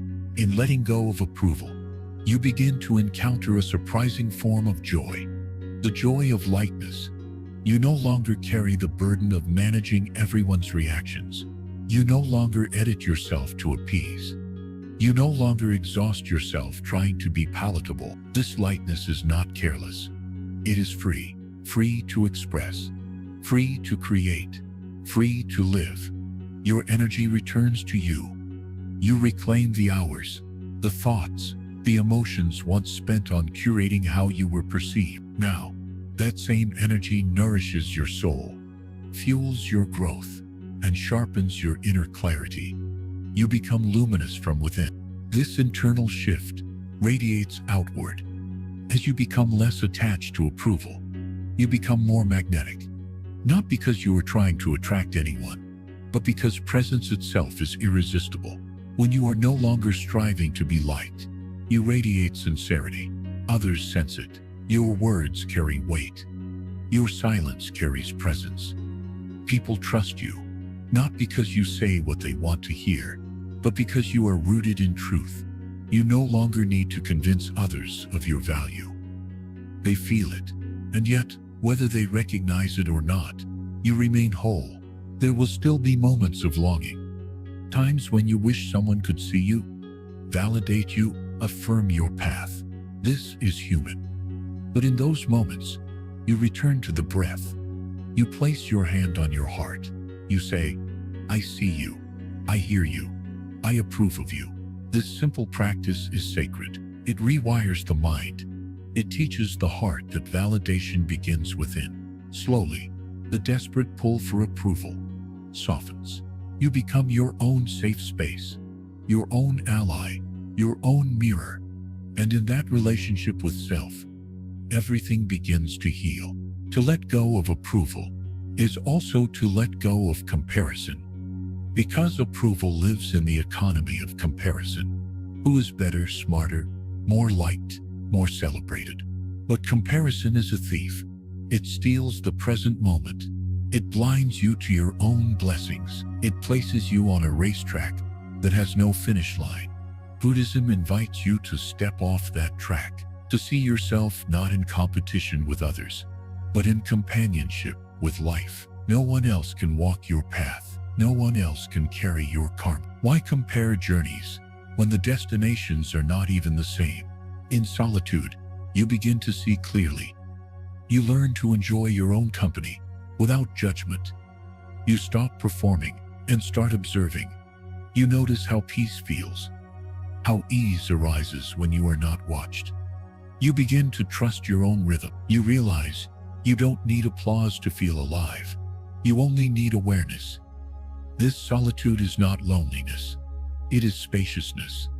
It is the absence of distortion, the absence of pretending. It is the soil in which authenticity grows. And when you re-emerge from solitude, you bring that authenticity with you into the world. Spiritual maturity is measured not by how many followers you have, but by how little you need to be followed. The true practitioner does not shout their virtue. They live it. Their peace speaks for itself. Their eyes are calm. Their steps are deliberate. Their presence is undisturbed by praise or blame. This is what the Buddha modeled. This is what we can embody. In a world addicted to attention, the person who is unattached to being seen becomes a mystery. And that mystery is sacred, not to be explained, but to be lived. When you no longer seek approval, you no longer fear failure. You begin to experiment, to play, to take creative risks.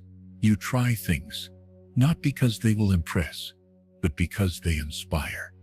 You take action, not to gain attention, but to express truth. Failure no longer feels like shame. It feels like refinement, a necessary process. You learn to value experience over opinion, wisdom over image, progress over perfection. And in doing so, you become unstoppable. Not because the path is easy, but because your spirit is no longer bound. Ultimately, letting go of approval is not a rejection of others. It is an embrace of self.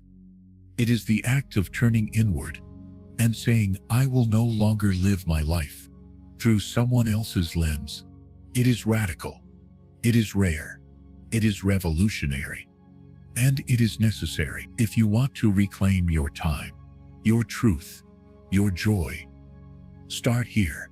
Approve of yourself every day, not because you've earned it, but because you are alive, because this moment is enough, because you are enough. Chapter 8. Cultivating compassion for yourself. Compassion is often thought of as an outward act, something we extend to others when they suffer, falter, or feel lost. Yet in the Buddhist tradition, the cultivation of compassion begins inward. The reason is simple, yet profound. You cannot genuinely offer kindness to others if you are harsh, unforgiving, or neglectful of your own suffering. This chapter explores how turning compassion inward transforms your relationship with yourself and becomes the foundation for true focus on your own path. And at first, self-compassion can feel unfamiliar, even uncomfortable. Western culture, in particular, often equates self-compassion with indulgence or weakness. You might have been taught to toughen up, to push through pain, or to deny your struggles as a sign of resilience. But Buddhism challenges this narrative. It invites you to soften toward your imperfections, to meet your pain with gentle curiosity, and to recognize your humanity rather than reject it. When you practice self-compassion, you stop being your own enemy and become your own sanctuary. To cultivate compassion, start with awareness. Notice the inner dialogue that runs beneath your conscious thoughts. Is it kind or critical?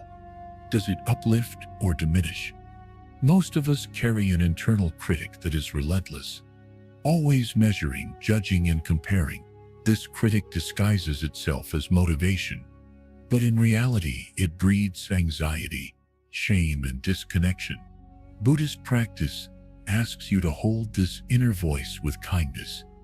Instead of silencing it harshly, observe it without judgment. Acknowledge its presence as a part of your experience, but do not let it define your worth. One of the most powerful ways to practice self-compassion is through mindfulness of suffering. Notice the places where you feel pain, physical, emotional, or mental, and instead of pushing away or distracting yourself, welcome the suffering as you would a wounded child. Sit with it, feel it fully. Allow the waves of discomfort to rise and fall without resistance. This is not masochism. It is courage. It is a radical act of love that recognizes suffering as a universal experience, not a personal failing. When you embrace your own pain in this way, you cultivate a softness that heals and a strength that endures. Compassion also requires forgiveness.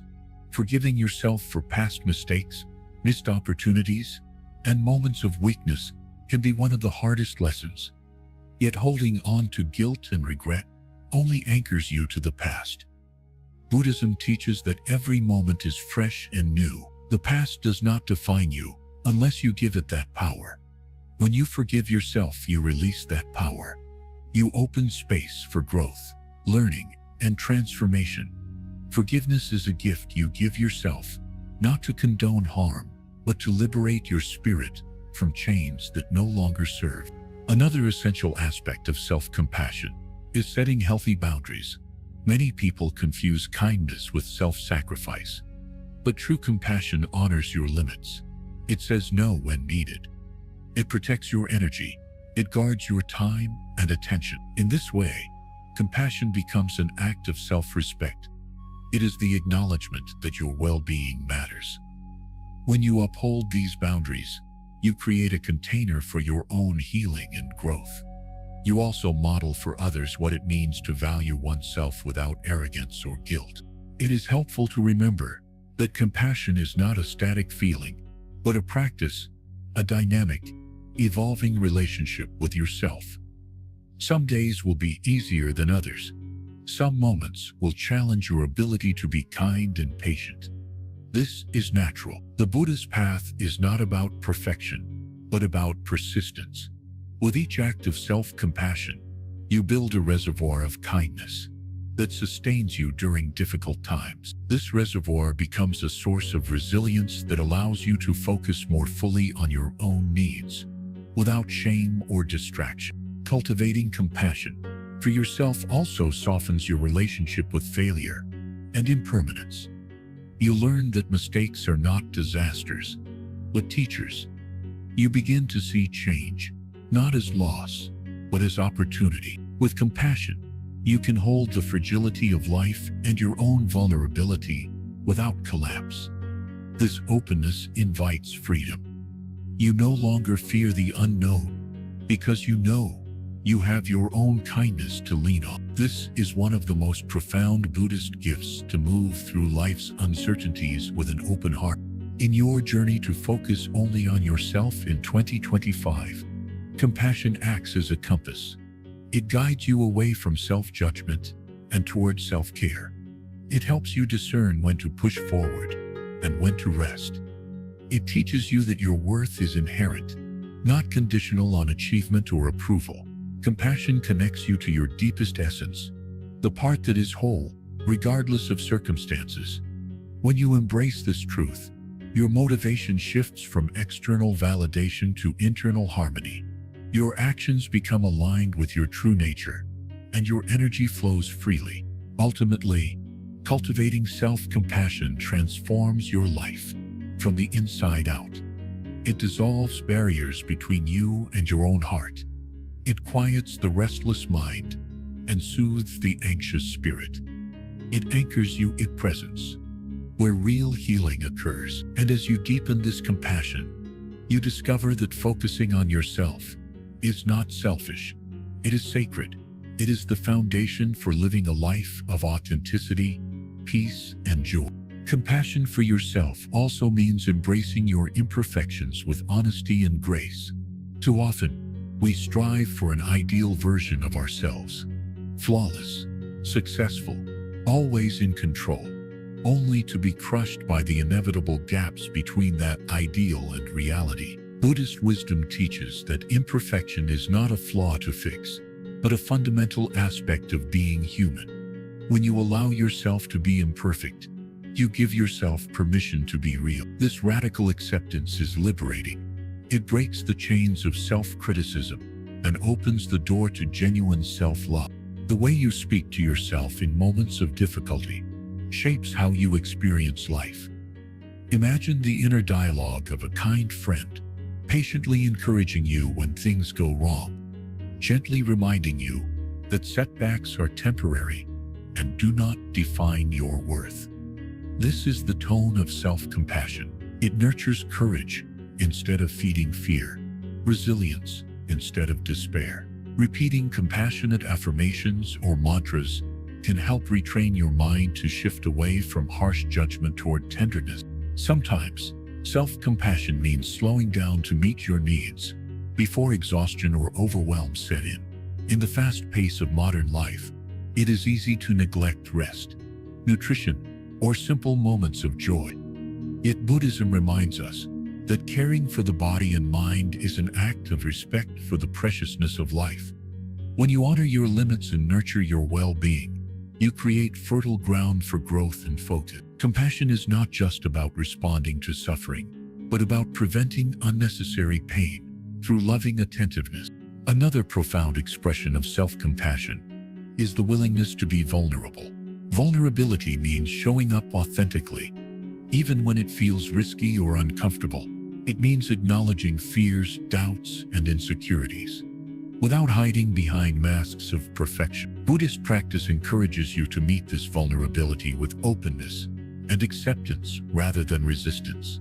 This courage to be seen as you are deepens intimacy with yourself and others, dissolving loneliness and building trust in your own inner guidance. The practice of compassion extends beyond moments of suffering into daily life. It is found in simple acts like forgiving yourself for small mistakes, letting go of grudges you hold against your own past, or treating yourself to kindness when life feels hard. These acts might seem minor, but over time, they weave a strong thread of self-love that supports your ability to stay centered. Each time you choose compassion over criticism, you strengthen your capacity to focus on what truly matters, your own well-being and growth. Self-compassion also opens the heart to empathy, not only toward others, but toward yourself. When you recognize your own pain and meet it with kindness, you naturally develop greater patience and understanding for the struggles of those around you. This creates a cycle of compassion that flows both inward and outward. In focusing on yourself with love, you do not become selfish. Instead, you become more connected, more able to give without depletion. At times, self-compassion requires breaking old patterns of neglect or self-sabotage. It might mean challenging deeply ingrained beliefs that you are undeserving of kindness or success. Buddhism encourages you to question these stories with curiosity rather than blame. By bringing awareness to limiting beliefs and the wounds beneath them, you begin to loosen their grip. Healing is a process of reclaiming your inherent worth, step by step, moment by moment. As you deepen your compassion, you may notice how it transforms your relationship with failure and fear. Instead of shrinking from mistakes, you start to see them as part of the unfolding journey, a path toward wisdom rather than proof of inadequacy. This shift allows you to take healthy risks, embrace uncertainty, and stay present in the face of discomfort. Compassion becomes a steady anchor amid the unpredictable waves of life. Mindfulness practices, such as loving kindness meditation, metta, offer powerful tools to cultivate self-compassion. By intentionally sending wishes of well-being, safety, and peace to yourself, nourish your heart and train your mind to rest in kindness. These practices remind you that compassion is not just an abstract idea, but a tangible experience that can be felt and embodied. Over time, this gentle habit rewires your nervous system toward calm and openness. Finally, self-compassion invites you to live fully in the present moment. It asks you to release the burden of self-judgment about the past or worry about the future, and instead, to bring being awareness to what is here. Now, in this presence, you reconnect with your true nature, a being worthy of love, care, and attention exactly as you are. By focusing compassion inward, you create a foundation of strength and peace that supports your entire journey. In Chapter 9, Cultivating Compassion, the gentle power of turning inward. Compassion is often understood as an outward expression, kindness toward others, empathy for their suffering, or a readiness to help those in need. Yet in the Buddhist path, compassion begins at home, with the way you relate to yourself. In fact, cultivating compassion for yourself is one of the most radical and necessary steps toward focusing only on yourself. And this kind of compassion is not indulgence or self-pity. It is a courageous, clear-eyed recognition of your own humanity, your strengths, weaknesses, wounds, and potential, without judgment or resistance. It is a willingness to meet yourself with the same tenderness you would offer a beloved friend. To cultivate compassion inwardly means to hold space for your own struggles and imperfections with honesty and kindness. Many people live in a harsh inner environment where self-criticism is relentless and the inner voice is unforgiving. This internal harshness is exhausting. It fractures focus, and it builds walls that separate you from your true self. Buddhism teaches that suffering intensifies when we resist or deny our experience. But when you soften toward your own pain, your disappointments, and your mistakes, you begin to dissolve the inner barriers that prevent genuine connection with yourself. This softening creates an inner sanctuary, a fertile ground where true focus can flourish. Compassion toward yourself also transforms how you handle failure and impermanence. The Buddhist understanding of life is that change is constant, and everything is interconnected. When you face setbacks or losses, it is natural to feel hurt or disoriented. Yet when self-compassion is present, these moments become opportunities for growth, rather than triggers for despair or self-recrimination. You learn to embrace your vulnerabilities, understanding that they are part of what makes you deeply human. This acceptance does not mean complacency or giving up. Instead, it allows you to engage with life from a place of resilience and openness, rather than fear or defensiveness. In practical terms, cultivating self-compassion means developing daily habits of mindfulness combined with kindness. When difficult thoughts or emotions arise, instead of pushing them away or spiraling into negativity, you pause and offer yourself gentle encouragement. You recognize that suffering is universal, that you are not alone in your struggles. This universal perspective shifts your focus from isolation to connection. But first, the connection with yourself must be established. It is only when your inner world is held with compassion that you can build healthy boundaries and authentic relationships with others, without losing yourself in their demands or expectations. Moreover, self-compassion nurtures patience, a vital ingredient in sustaining focus on yourself. In a culture obsessed with speed, productivity, and immediate results, patience feels like a rare virtue. But patience means allowing your inner process to unfold in its own time, without forcing progress or rushing transformation. When you cultivate patience through compassion, you create a steady foundation for deep inner work. You honor the slow unfolding of insight, healing, and self-discovery. This gentle pace allows focus to deepen naturally, without strain or frustration. Compassion inward also softens the critical mind, which is often the loudest distraction from self-focus. The Buddha taught that the mind can be both a source of suffering and a source of liberation. When the mind criticizes, judges, or demands perfection, it pulls you outward into anxiety and dissatisfaction. But when you respond to these thoughts with compassion, acknowledging their presence without joining their story, you weaken their grip. This inner dialogue becomes kinder and more supportive, enabling you to maintain focus on your authentic path, rather than being derailed by self-doubt or fear. Finally, compassion toward yourself paves the way for genuine self-love, not the narcissistic kind, but a grounded appreciation of your worthiness simply because you are alive. This self-love is a radical act in a world that often conditions us to seek approval externally. It is the foundation for truly focusing on yourself in 2025. When you stand firmly in this love, your attention is no longer scattered chasing validation or escaping discomfort. Instead, it rests securely within, calm and clear, ready to engage with life from a place of wholeness. In cultivating compassion, you begin to embody a quiet strength, one that is gentle yet unshakable, soft yet resilient. This strength comes not from pushing harder, but from opening wider, not from controlling, but from accepting. It is a power born from meeting yourself fully, embracing the light and shadow alike, and holding yourself tenderly on the path inward. And in this tender holding, your ability to focus on yourself blossoms like a lotus rising from the mud, radiant, grounded, and free. As you continue to cultivate compassion inwardly, you may notice how this practice gently dissolves the harsh boundaries you've built around your heart. These boundaries were once protective walls, erected to guard against pain, rejection, or failure. Yet over time, they can become prisons, isolating you from your own feelings and preventing authentic connection with your inner world.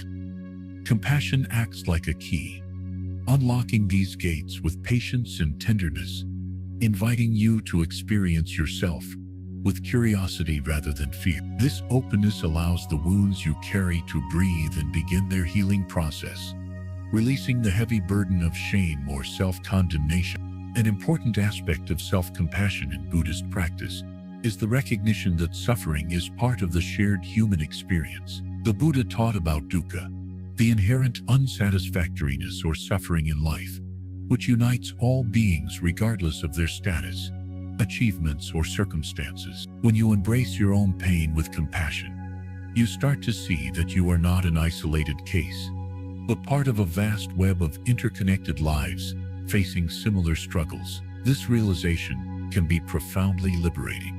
It softens the ego's grip and replaces loneliness with solidarity. Your focus on yourself is no longer self-centered in a narrow sense, but is rooted in a universal awareness that includes kindness for yourself and all beings. Compassion also invites you to soften your expectations. In a culture that prizes achievement and constant self-improvement, it's easy to become trapped in a cycle of pushing yourself too hard, measuring your worth by productivity or external success. But Buddhist compassion reminds you that your value is intrinsic, not contingent on your accomplishments. This means you can allow yourself to rest, to be imperfect, to make mistakes without harsh judgment. When you meet yourself with kindness instead of criticism, you create an inner environment where growth is natural and sustainable. Focus is no longer driven by fear of failure, but by genuine care for your well-being. Another profound way compassion deepens your focus on yourself is by fostering forgiveness, both for past mistakes and for present shortcomings. Carrying resentment, whether directed inward or outward, is a heavy weight that clouds your clarity and drains your energy. Forgiveness frees you from this burden. It does not mean condoning harm or forgetting lessons learned. It means releasing the grip of anger and blame that bind you to old stories of pain. When you forgive yourself, you open space for healing and renewal. This fresh space becomes fertile ground for authentic self-focus, free from the chains of guilt or regret. Self-compassion also nurtures emotional resilience, which is essential for maintaining focus amid life's inevitable ups and downs. Emotional resilience is not about suppressing feelings or pretending everything is fine. It's about developing the inner strength to sit with your emotions without being overwhelmed or defined by them. Compassionate attention allows you to hold your feelings tenderly, witnessing their rise and fall with equanimity. Over time, this practice transforms your relationship to emotional turbulence. Instead of distraction or avoidance, you find a calm center within, a refuge that anchors your focus on yourself regardless of external circumstances. The practice of self-compassion can also transform how you set boundaries. When you are kinder to yourself, you become more attuned to what nourishes you and what drains you.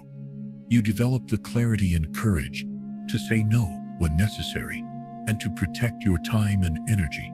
This ability is crucial in focusing on yourself, especially in a world full of competing demands and distractions. Boundaries are not walls to shut others out, but bridges to respect your own needs. Compassion equips you with the wisdom to balance openness and protection, allowing your focus to remain steady and centered. In cultivating compassion inwardly, you may also discover a shift in how you relate to your body.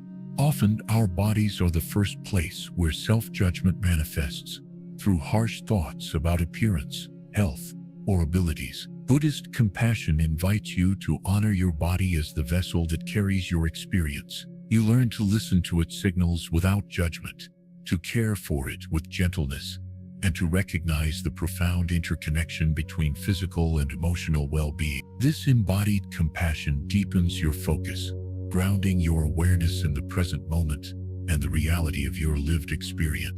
The quiet power of compassion also transforms your inner dialogue, shifting it from harsh criticism to supportive encouragement. When negative self-talk arises, as it inevitably will, compassion allows you to respond with patience rather than resistance. Instead of getting caught in cycles of self-blame, you gently acknowledge your difficulties and offer yourself words of kindness. This inner nurturing changes the very texture of your mind, making it a safe place to explore your fears, hopes, and dreams. Such a supportive inner environment is essential for sustained focus, because it fosters confidence and reduces internal distraction. Another subtle but important benefit of cultivating self-compassion is the increase in creative energy and motivation. When the mind is free from constant self-attack and harsh judgment, it has more space to imagine new possibilities and engage fully with tasks that matter. Compassion replaces exhaustion with renewal and pressure with gentle encouragement. This shift allows you to approach your goals with more joy and less strain, making your focus on yourself a sustainable and enriching journey rather than a burdensome effort.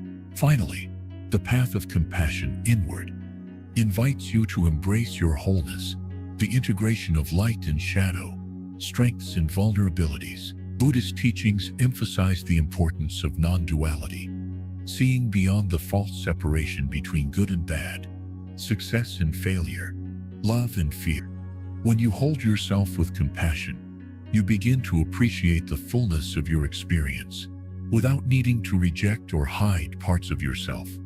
This acceptance creates profound inner harmony, which naturally supports deep focus and presence. You become a friend to yourself, an ally on your path, and in this friendship, you find a limitless source of strength and peace. Chapter 10. The Power of Letting Go. Freedom in Surrender. The journey inward culminates in a profound realization: the power of letting go. In Buddhist practice, letting go is not a passive surrender or defeat, but an active and courageous choice to release the grasp on everything that no longer serves your true self. This is the final lesson that invites you to focus fully on yourself, not by accumulating, achieving, or controlling, but by relinquishing. It is a paradox at the heart of spiritual freedom. To gain yourself, you must be willing to lose everything that you have mistaken for yourself. Letting go begins with the recognition of impermanence, the Buddha's fundamental teaching known as anicca. Everything in life is in constant flux. Our thoughts, feelings, relationships, possessions, even our own bodies and identities. This truth, when deeply understood, dissolves the illusion of permanence and security that so often binds us. We cling to people, achievements, memories, and ideas in an attempt to create stability in a world that refuses to stand still. But this clinging only leads to suffering. To focus only on yourself in a meaningful way, you must learn to hold life's experiences lightly, with an open hand and a soft heart. The act of letting go is not an abandonment of responsibility or care. Rather, it is a radical form of self-respect and trust. It is trusting that you do not need to control every outcome to be whole or safe. It is recognizing that your worth is not dependent on external circumstances or the approval of others. When you release the need to constantly guard your image or manipulate your environment, you open space for genuine presence. This space becomes the fertile ground where your true self can arise, untouched by the drama of attachment and aversion. This surrender also applies to the stories you tell yourself, those narratives that shape your identity and create mental prisons. You may carry beliefs such as, "I must be perfect," "I am not enough," or "I must always please others to be loved." These stories become chains that restrict your freedom and distort your perception. Letting go means seeing these stories for what they are: mental constructs that no longer serve your well-being. You learn to question their validity, release their grip, and step into the unknown territory of your authentic being. This process is not always easy or comfortable. It demands courage and patience, yet it is the doorway to true liberation. In Buddhist teachings, the practice of non-attachment is closely linked with compassion. When you let go of attachment to outcomes, possessions, or identities, you create room for kindness, especially toward yourself. Without the pressure to perform or achieve, you begin to treat yourself with gentleness and understanding. This inner kindness is the soil from which lasting focus and peace grow. It allows you to face life's challenges without resistance, knowing that whatever comes, your sense of self is rooted not in circumstances, but in an unshakable presence. Letting go also means embracing uncertainty. Much of our anxiety and distraction comes from the desire to predict, control, and secure the future. But life, by its nature, is unpredictable. The more you cling to expectations, the more you suffer when things don't go as planned. Buddhist wisdom invites you to sit with uncertainty, to meet it not with fear, but with curiosity and openness. This acceptance loosens the grip of worry and frees your mind to focus on what truly matters: your direct experience in this moment. It is here, in the present, that you find the clarity and strength to care for yourself deeply. There is a profound freedom in surrendering your resistance to what is.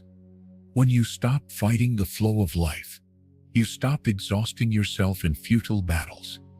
Instead, you align with the natural rhythm of existence. This alignment is not passivity, but a dynamic engagement with reality as it unfolds.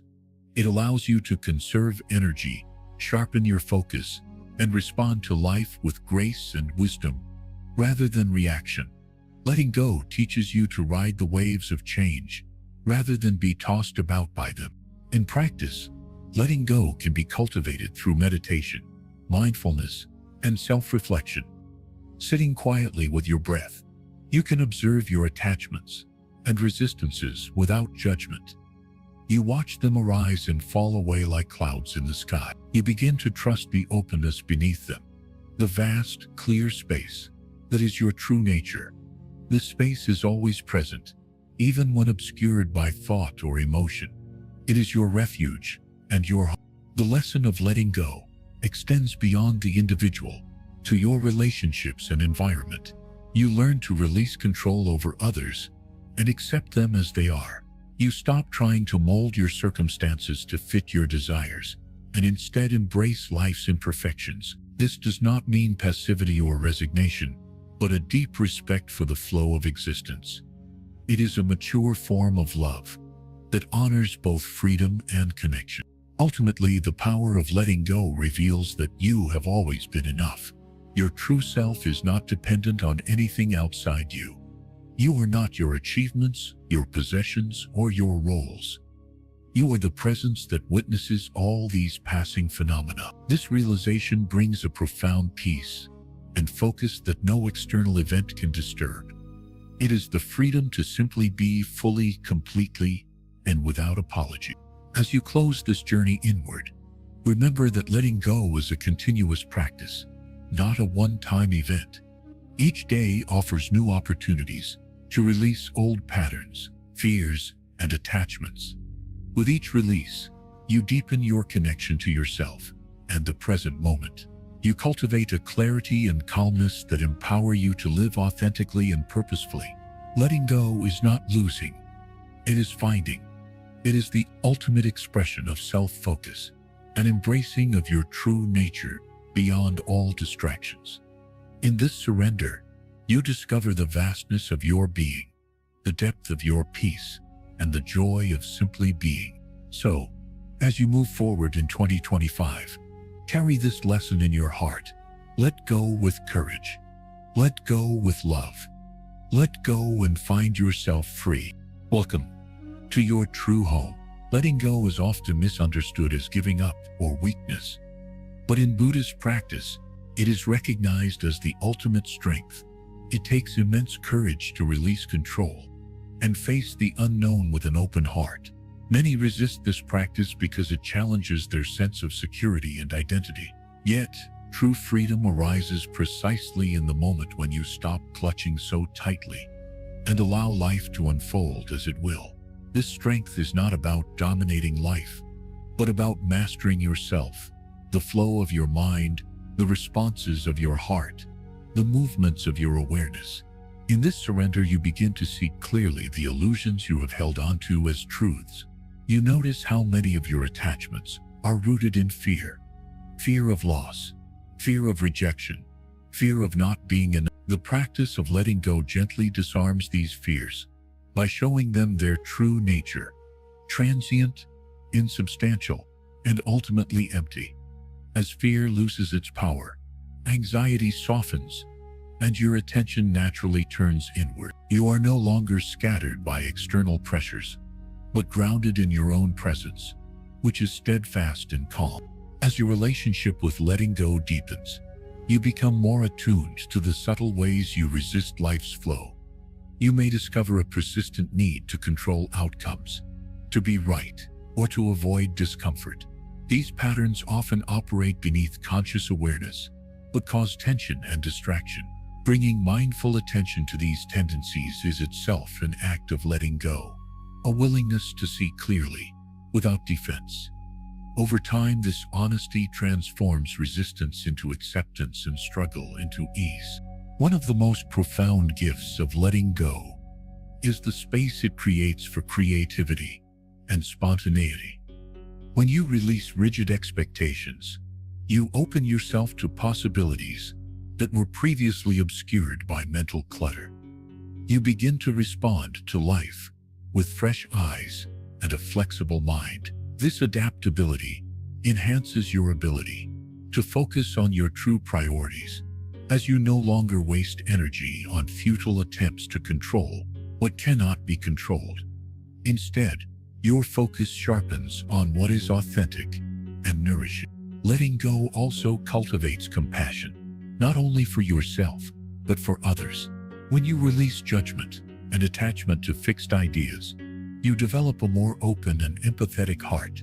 You recognize that everyone is struggling with their own attachments and fears, just as you are. This recognition softens interpersonal conflicts and deepens connection. Focusing on yourself through the lens of letting go becomes a practice of kindness, where self-care and care for others naturally coexist. Importantly, surrendering does not mean passivity or complacency. It is an active, mindful engagement with the present moment, grounded in acceptance.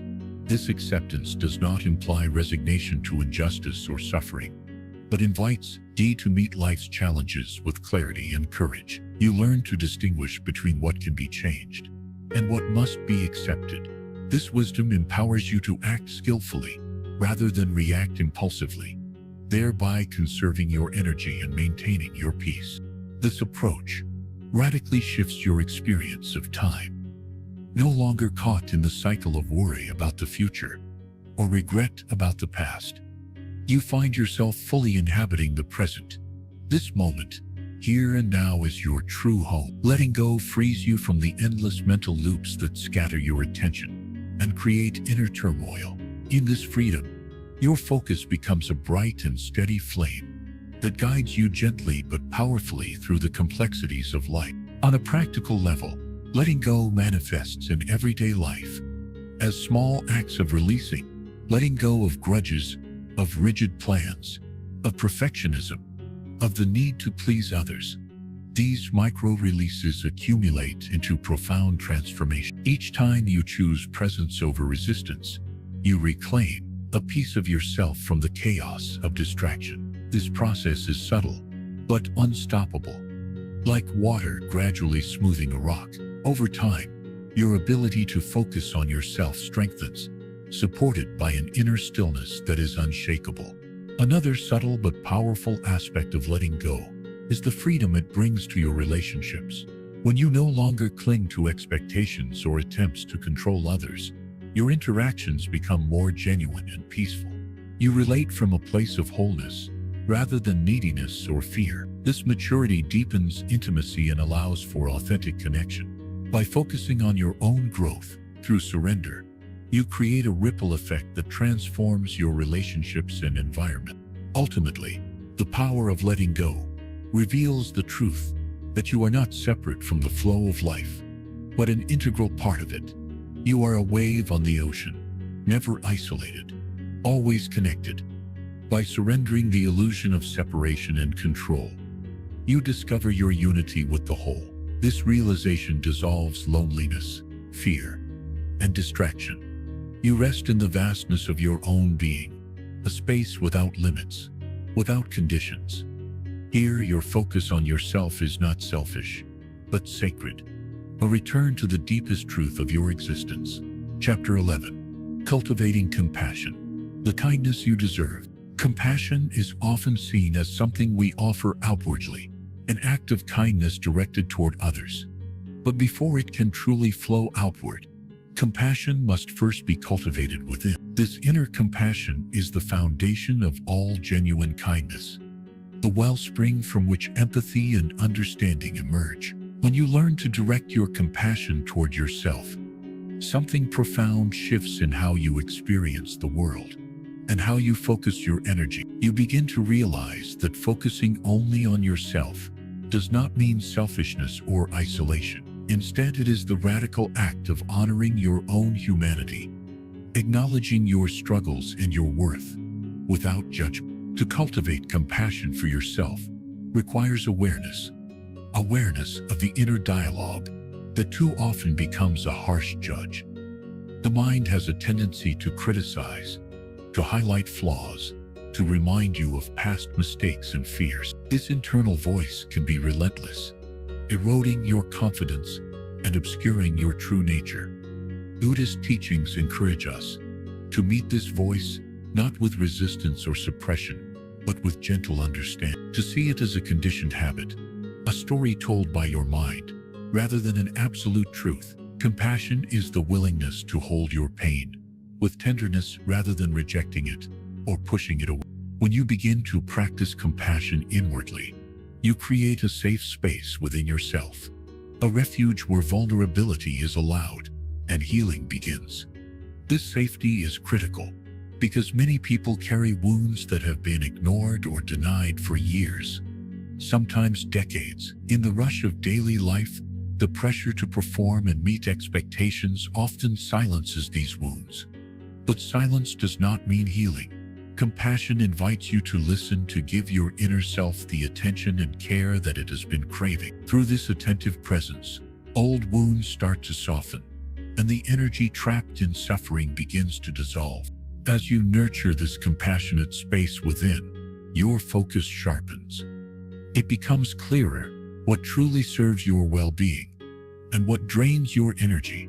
Compassion acts as a compass, guiding you away from self-destructive patterns and toward practices and relationships that honor your worth. This shift in focus is subtle, but transformative. You stop pushing yourself into exhaustion in the name of productivity or approval. You learn to say no when something doesn't feel right, and yes to moments of rest, joy, and creativity. Compassion helps you to reclaim your time and your attention, focusing on what nurtures your authentic self. This inner kindness also deepens your patience. You come to understand that growth and healing are not linear processes. There will be days of clarity and peace, but also days of struggle and confusion. Compassion teaches you to meet both with equal presence, without harsh judgment or frustration. Instead of berating yourself for perceived failures or setbacks, you treat yourself as you would a dear friend, offering encouragement, forgiveness, and gentle support. This patient kindness creates fertile soil for lasting transformation. Another essential aspect of cultivating compassion is recognizing your interconnectedness. While this may sound paradoxical to focusing only on yourself, it is precisely this recognition that enriches your focus. Understanding that you are part of a larger whole, a web of life, invites you to balance self-care with care for others. True compassion does not separate self from other, but embraces the complexity of both. When you are grounded in compassion for yourself, you naturally extend it outward with clarity and generosity, without depletion or loss of boundaries. It is common to confuse compassion with pity or enabling behavior. Genuine compassion is neither. It does not seek to fix or rescue others from a place of superiority, nor does it allow unhealthy patterns to persist out of misplaced kindness. Instead, compassion sees clearly and acts wisely. It supports growth and autonomy, honoring the dignity of both yourself and others. By cultivating compassion inwardly, you build the strength to engage with the world from a place of balance and authenticity. The practice of compassion also dissolves the illusion of separation that so often fuels suffering. When you focus on yourself with kindness, you begin to recognize the shared human experience, our collective joys, fears, and vulnerabilities. This realization softens the boundaries of ego, opening the heart to a spaciousness that includes both self and other. In this openness, your focus becomes less about guarding or defending, and more about embracing and allowing. Compassion becomes the ground from which your centeredness in yourself grows. Moreover, cultivating compassion strengthens resilience. Life inevitably brings challenges, loss, and change. When you have developed a compassionate relationship with yourself, you are better equipped to face adversity without becoming overwhelmed or losing your sense of self.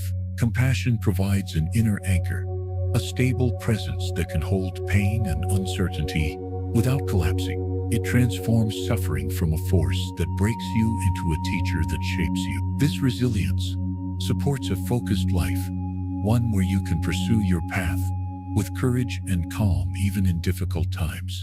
In practical terms, cultivating compassion can be nurtured through simple yet profound practices. Mindfulness meditation, focused on loving kindness. Metta is one traditional Buddhist method that invites you to send goodwill first to yourself and then gradually to others. Journaling with kind and supportive language, pausing to acknowledge your achievements and efforts, and gently reframing self-critical thoughts are also ways to cultivate compassion daily. These practices may feel foreign or awkward at first, but with consistency, they become natural expressions of your relationship with yourself. Ultimately, cultivating compassion is an ongoing journey, a lifelong commitment to honoring your humanity with kindness and care. It is the foundation upon which your ability to focus solely on yourself in 2025 rests. Not as an act of selfishness, but as a radical and necessary act of self-preservation and self-love. Compassion frees you from the prison of harsh judgment and distraction, enabling you to live with presence, clarity, and deep peace. The process of cultivating compassion is not always easy.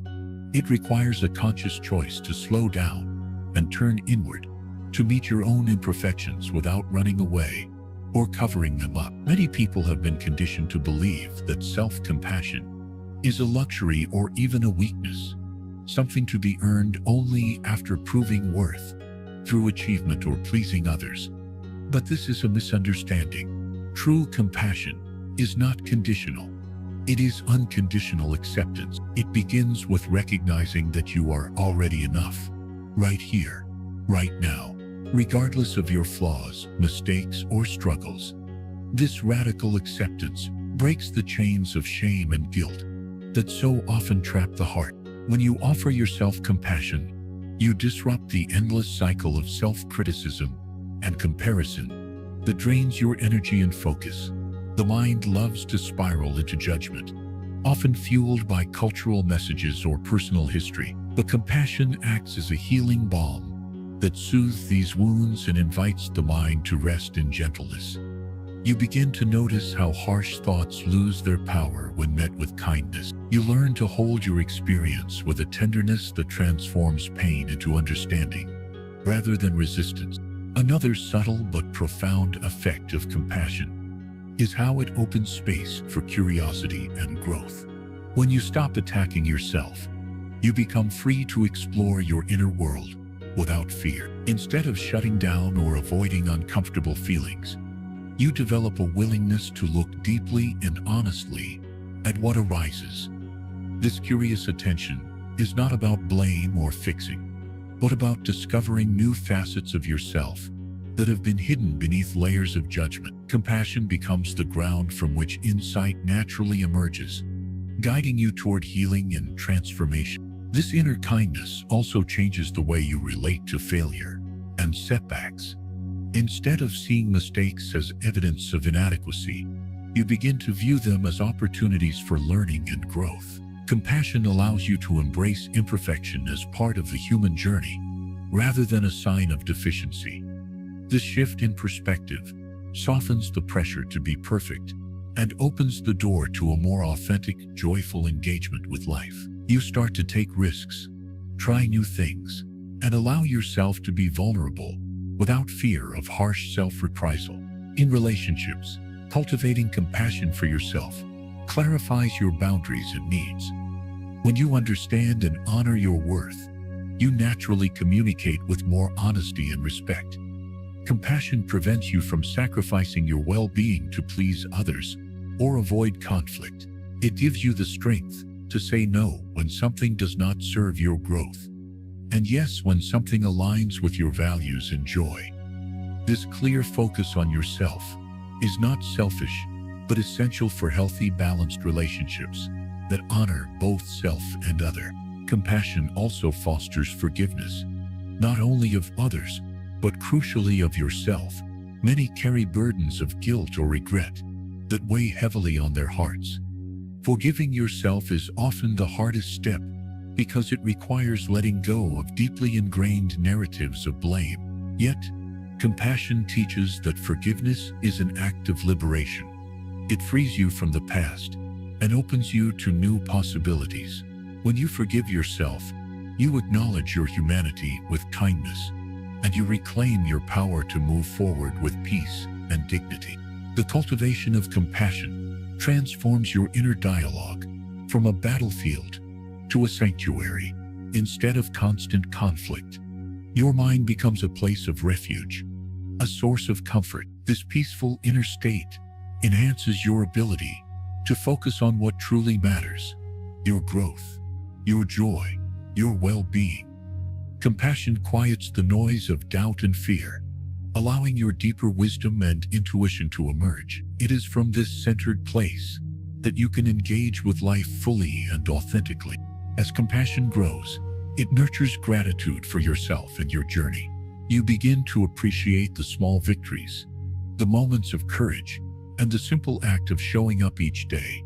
Despite challenges, gratitude deepens your connection to life and softens the grip of scarcity and lack. It shifts your focus from what is missing or wrong to what is present and good.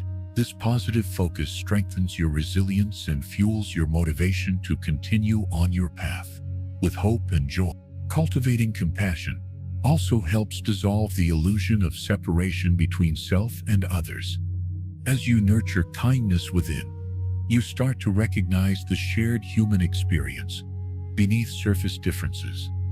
This awareness expands your heart and fosters a sense of belonging and connection. You realize that by focusing on yourself with love and care, you are also contributing to the healing and awakening of the whole. Compassion becomes not only a personal practice, but a ripple that touches the wider world. Finally, compassion invites you to embrace the fullness of your humanity, your strengths and vulnerabilities, your light and shadow. It reminds you that you do not need to hide or perfect yourself to be worthy of love and care.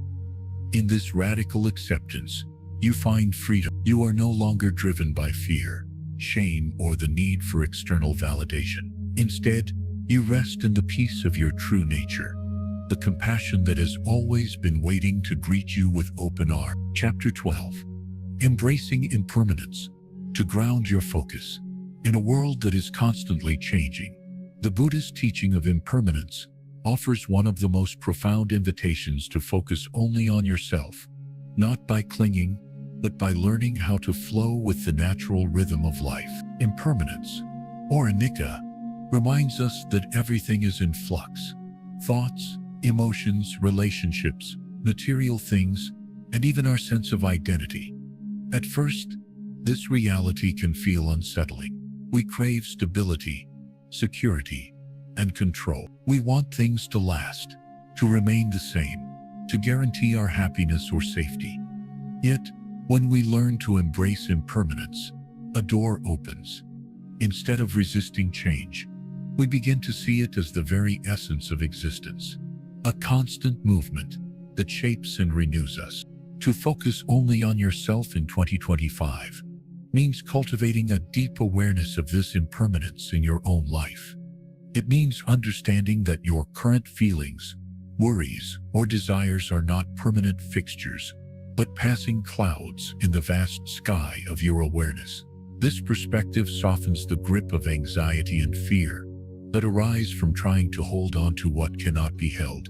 You start to recognize that clinging to fixed ideas about yourself or your situation only creates suffering. When you accept impermanence, you learn to let go gracefully, making space for new experiences, growth, and self-discovery. At a deeper level, impermanence teaches you about the preciousness of the present moment. When you grasp that this moment will never come again, you are invited to fully inhabit it, to breathe it in, to feel it, to be present with yourself, without distraction. This grounding in now is the foundation of true focus. You are no longer scattered, lost in regrets about the past, or fears of the future. Instead, you become anchored in the unfolding of this very instant, the only reality that truly exists. This anchoring stabilizes your mind, allowing it to rest naturally, without grasping or aversion. The recognition of impermanence also deepens your compassion toward yourself. You see that your struggles, your pains, and even your joys are temporary. This knowledge can be liberating. You do not have to be defined by any one moment or emotion. Instead, you can meet yourself with kindness and patience as you move through the waves of change. This compassionate stance creates a safe inner space where growth happens organically. You stop judging yourself for feeling lost, vulnerable, or uncertain because you understand these experiences are part of the ever-shifting flow of life. Embracing impermanence encourages you to examine your attachments. Attachments are the roots of much suffering because they bind you to things as if they were permanent and unchanging. Whether it is attachment to a certain self-image, to relationships, possessions, or even to your achievements, these attachments create tension and resistance. When change inevitably occurs, as it always does, you experience loss and pain. By learning to observe your attachments without clinging, you gradually loosen their hold. This does not mean becoming indifferent or detached in a cold way, but rather developing a wise flexibility that allows you to adapt and flow with life's currents. On a practical level, focusing on impermanence can transform how you approach your goals and daily life. Instead of obsessing over fixed outcomes or rigid plans, you become open to the evolving nature of your path. You learn to set intentions that are alive and flexible, allowing yourself to respond authentically to changing circumstances. This openness brings a sense of freedom and ease, even amidst uncertainty. It reminds you that your journey is not about arriving at a fixed destination, but about unfolding in each moment with curiosity and grace. Meditative practices rooted in awareness of impermanence can be especially powerful in cultivating this mindset. Sitting quietly and observing the arising and passing of sensations, thoughts, and emotions teaches you directly about the transient nature spirit. You witness how nothing stays the same for even a moment. This experiential knowledge dissolves illusions of permanence and strengthens your capacity to rest in the flow of change. Over time, this practice becomes a refuge, a place you can return to whenever life feels overwhelming or chaotic. Impermanence also touches the understanding of your identity. Many suffer because they identify with a fixed, solid self, a story about who they are that they cling to fiercely. But Buddhism reveals that the self is a dynamic process, constantly shaped and reshaped by conditions. Recognizing this liberates you from the tyranny of a static ego. You can explore different facets of yourself without fear or judgment, knowing that change is natural and necessary. This insight helps you focus on your authentic growth, not on maintaining appearances or meeting external expectations. Moreover, embracing impermanence invites gratitude and appreciation. When you realize that all things, relationships, moments, experiences are fleeting, you develop a deeper reverence for life. Gratitude arises naturally as you cherish what you have while you have it, rather than taking things for granted or clinging out of fear. This gratitude fuels a joyful engagement with yourself and the world, helping you maintain focus on what truly nourishes your heart and spirit. Ultimately, the lesson of impermanence is a profound call to presence, acceptance, and trust. It asks you to meet yourself and life as they are, moment by moment, without clinging to illusions or fleeing from reality. This deep acceptance frees you from unnecessary suffering and distraction, allowing you to focus deeply on your own path with clarity, compassion, and peace. Impermanence is not a cause for despair, but an invitation to awaken fully to the precious, ever-changing dance of existence that is your own life. As you begin to fully embrace impermanence, you also start to notice how it affects your relationship with time itself. The past no longer weighs heavily upon you, as you realize it is gone, unchangeable and distant. The future loses its power to intimidate, because it is not yet here and cannot be controlled. Time becomes less of a tyrant and more of a flowing river, carrying you gently along. This shift releases you from the burdens of regret and anxiety, allowing you to center your attention entirely in the present moment, where true life unfolds. Focusing on yourself means honoring this flow of time rather than resisting it. This acceptance of impermanence also transforms how you view challenges and hardships.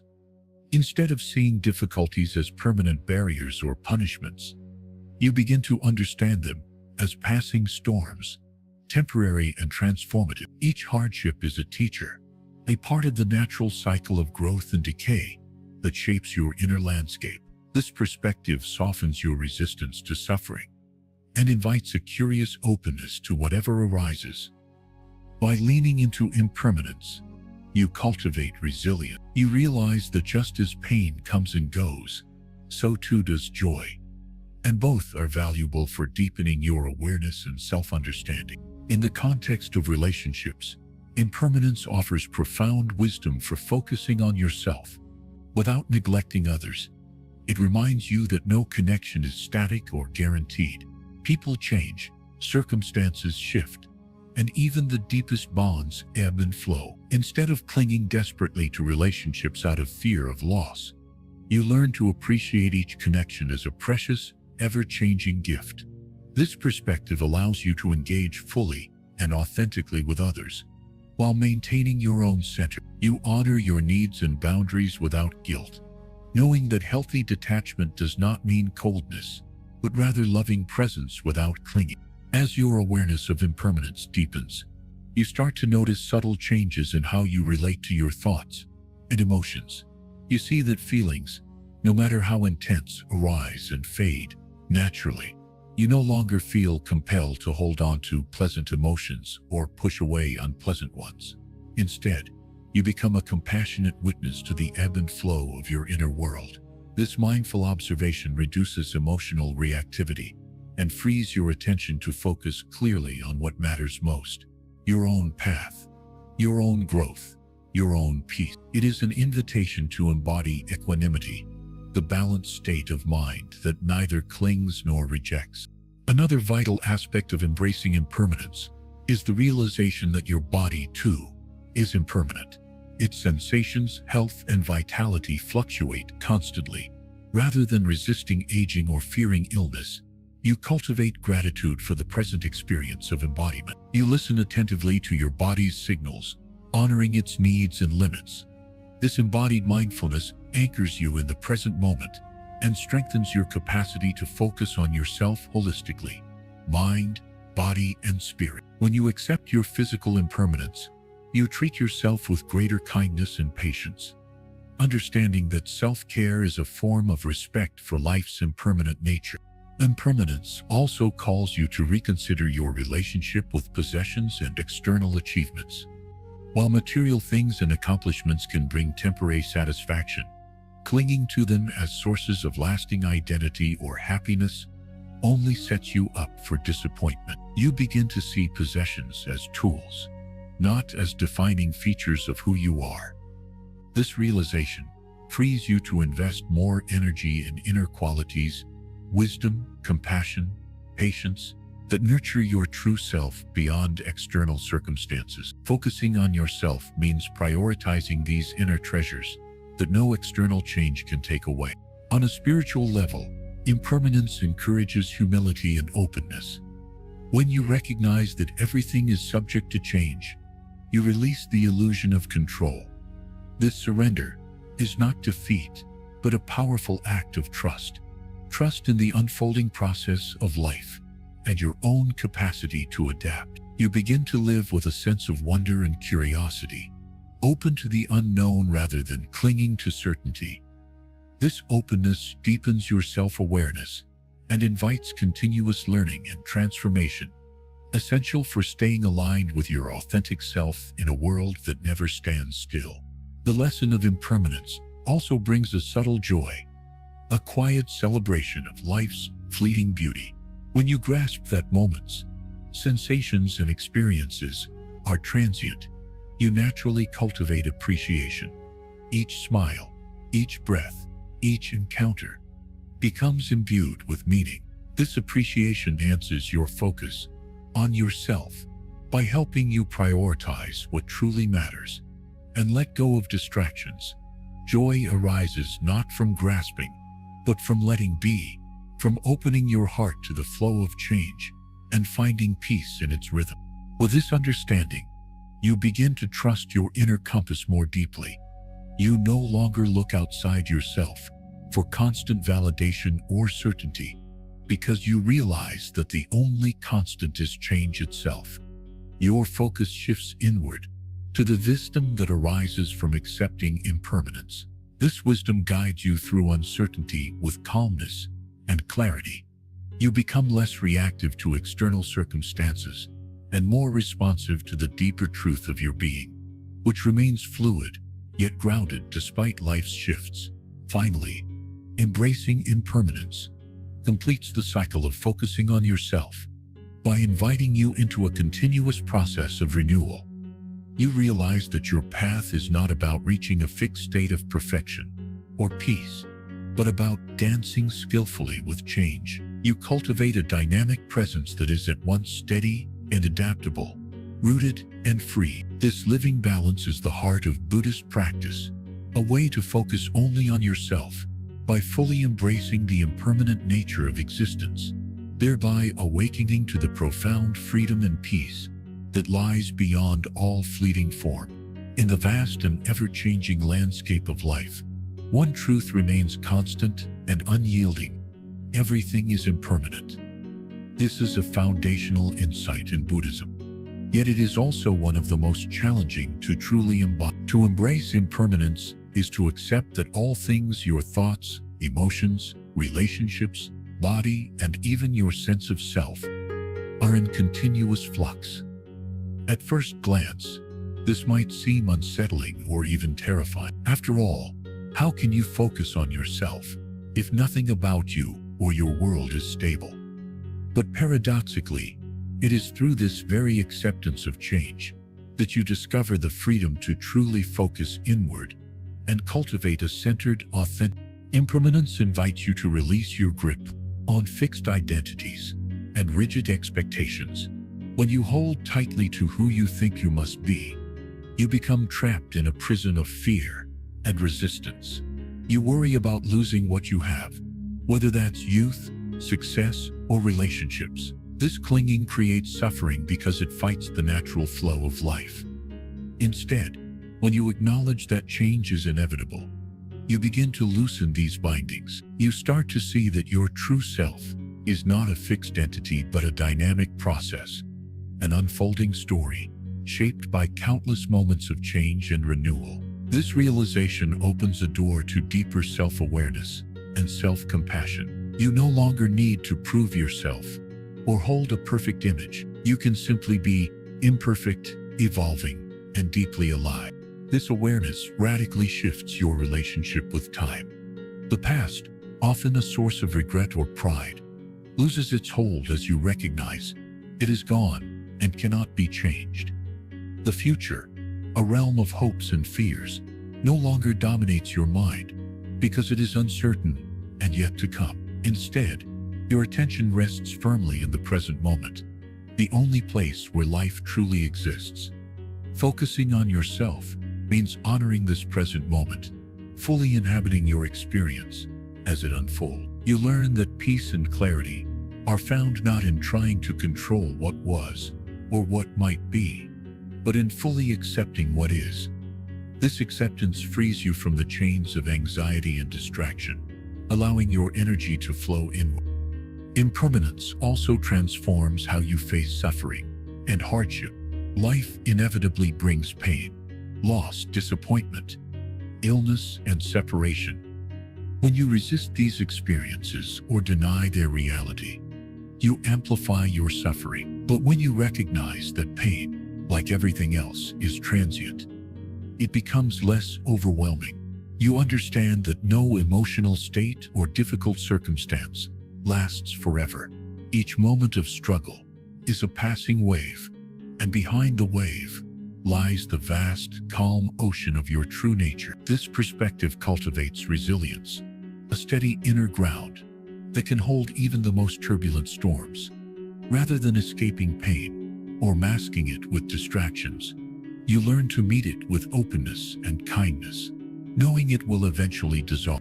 In relationships, impermanence teaches a profound lesson in balance. Human connections are precious but fluid. People grow, change, and sometimes drift apart. Holding on too tightly to relationships out of fear of loss causes pain and restricts genuine connection. Instead, you learn to appreciate each interaction as a unique, fleeting moment, a gift to be fully present for, without clinging. This mindset allows you to engage authentically with others, while remaining rooted in your own center. It encourages healthy boundaries and self-care, because focusing on yourself is not selfish, it is essential. You cannot pour from an empty cup. Embracing impermanence means you honor your needs as they evolve, just as you honor the changes in those around you. Your inner world also undergoes a profound transformation when you embody impermanence. Thoughts, feelings, and sensations arise and pass like clouds drifting across the sky. Instead of identifying with them or reacting compulsively, become a compassionate observer. This mindful witnessing creates space between stimulus and response, allowing you to choose your actions consciously. Emotional storms lose their power to control you. You cultivate equanimity, a balanced mind that neither clings to pleasure nor rejects discomfort. This inner steadiness is a foundation for deepening your focus on yourself. You begin to recognize that your essential self is not found in fluctuating emotions or mental chatter, but in the silent awareness that witnesses your body. The vessel of your experience reflects impermanence as well. It ages, changes, and eventually returns to the earth. Rather than fearing this natural process, you cultivate gratitude and respect for your body, as it is in each moment. You learn to listen attentively to its signals, providing care and rest without judgment. This embodied mindfulness anchors you in the present and strengthens your connection to yourself. Focusing on yourself in 2025 means embracing your physical impermanence with kindness, Understanding that self-care is a form of reverence for life itself, you let go of unrealistic standards and open to the beauty of your current state. Fostering acceptance and peace. Impermanence also invites you to reassess your relationship with possessions and achievements. In a culture that often equates success with accumulation, it is easy to become attached to material things and external validation. But when you deeply understand that nothing is permanent, not even your achievements, you begin to prioritize inner qualities over external markers. Wisdom, compassion, patience, and integrity become the true treasures that nourish your soul and endure beyond changing circumstance. This shift lightens your burden and clarifies your focus. You invest in cultivating these timeless values rather than chasing fleeting reward. Spiritually, embracing impermanence fosters humility and openness. When you let go of the illusion of control, you cultivate trust. Trust in the flow of life and your own ability to navigate change. This zender is not resignation, but a courageous acceptance of reality. You open to the unknown with curiosity and grace, finding freedom in uncertainty. This openness enhances your self-awareness and invites ongoing growth and transformation. Focusing on yourself becomes a dynamic, living practice, a continual unfolding rather than a fixed goal. With this understanding, joy arises naturally. When you see that moments are fleeting, you cherish them more deeply. Simple experiences become precious. A smile, a breath, a ray of sunlight. This gratitude enriches your inner world and sharpens your focus on what truly matters. Joy is no longer dependent on external circumstances, but blooms from your awareness and acceptance of impermanence. You learn to find happiness, not by grasping, but by releasing, not by holding on, but by opening. Trust in your inner wisdom grows as you align with impermanence. You no longer seek constant reassurance from outside yourself. Instead, you cultivate a deep, steady knowing that guides your choices and action. You move through life with calm confidence, anchored in the present and ready for whatever comes. This trust allows you to focus fully on yourself, your needs, your growth, your truth, without distraction or doubt. You become a beacon of calm in a world of flux. Finally, embracing impermanence leads you to a profound renewal, a constant rebirth. Your path is not about arriving at a fixed state, but about flowing gracefully with change. You embody a presence that is both steady and flexible, rooted and free. This balance is the heart of Buddhist practice and the essence of focusing only on yourself in 2025. By welcoming impermanence, you awaken to a life of freedom, peace, and deep authenticity. Chapter 13. Cultivating compassion for yourself. The path to true focus. In the journey of focusing solely on yourself in 2025, one of the most transformative lessons Buddhism offers is the practice of cultivating compassion for yourself. Compassion is often misunderstood as an outward-directed emotion, a kindness we extend to others in need. While this is true, its origin and most powerful application lie within. To focus fully on yourself means first to recognize that self-compassion is the foundation upon which all genuine self-care, growth, and peace. Without compassion directed inward, your efforts improve, to heal and to awaken become harsh, critical, and ultimately ineffective. Compassion is the gentle force that softens resistance, forgives mistakes, and encourages persistence with patience. Buddhism teaches that suffering is universal, that all beings experience pain, struggle, and imperfection. This universal nature of suffering connects you deeply to others, but also calls you to a tender kindness toward yourself. When you look at your own life honestly, you inevitably see moments where you fell short, acted out of fear or anger, or simply endured hardship. Rather than turning away or berating yourself for these experiences, compassion invites you to meet yourself with the same understanding you would offer a beloved friend. This compassionate presence creates a safe inner space where you can explore your fears, doubts, and limitations without judgment. It becomes possible to accept yourself fully, flaws and all, and from that acceptance, begin to heal and grow. Self-compassion dissolves the harsh inner critic that often sabotages your focus. Many people trying to focus on themselves fall into the trap of perfectionism or self-recrimination, thinking they must be flawless to deserve peace or success. This mindset is exhausting and self-defeating. The Buddhist teachings encourage you to cultivate a kinder inner voice, one that recognizes your humanity and responds with encouragement rather than condemnation. When you stumble or feel overwhelmed, self-compassion whispers, "It's okay, you are doing your best. Keep going." This support fosters resilience, allowing you to maintain focus and motivation even in difficult times. It transforms failure from a source of shame into a valuable teacher. Moreover, compassion expands your capacity for self-awareness. When you approach yourself with kindness, you become more willing to look deeply at your own patterns, habits, and emotions. This willingness is crucial for genuine self-improvement because it removes the barrier of fear and denial. Instead of pushing away uncomfortable truths, you face them with curiosity and care. You observe the root causes of your suffering or distraction, understanding how old wounds or conditioned responses shape your present experience. Through this compassionate inquiry, you gain insight and clarity, the essential tools to make conscious choices and transform your life. Compassion also nurtures your mental and emotional well-being by reducing stress and anxiety. Scientific studies support what Buddhist practitioners have known for centuries. Self-compassion activates the body's relaxation response, lowers cortisol levels, and fosters emotional regulation. When you treat yourself with compassion, your nervous system calms, your heart opens, and your mind becomes clearer. This physiological shift enhances your ability to focus, as you are no longer trapped in the fight or flight responses that fragment attention and drain energy. Instead, you operate from a balanced state that supports deep concentration and creative problem solving.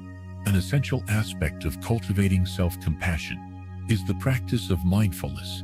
Mindfulness anchors you in the present moment and allows you to notice your thoughts, feelings, and bodily sensations without getting lost in them. This non-judgmental awareness is the soil from which compassion grows. By observing your inner experiences with gentle attention, you learn to recognize moments of suffering or self-criticism as they arise. Rather than reacting automatically, you can respond with kindness and care. This intentional pause creates a space for healing and empowers you to choose responses that align with your well-being and goals. Mindfulness and compassion together form a powerful duo that supports your focus on yourself. Another dimension of self-compassion involves physical care. Often in our fast-paced lives, we neglect the body that sustains us, forgetting that true focus requires a healthy foundation. Compassion encourages you to listen deeply to your body's needs for rest, nourishment, movement, and relaxation. You learn to honor these signals without guilt or resistance. This embodied compassion enhances your vitality and resilience, making it easier to engage fully with your inner work and daily responsibilities. It reminds you that self-care is not indulgence, but a necessary act of respect and love for the life you have been given. Importantly, self-compassion is not selfish or indulgent.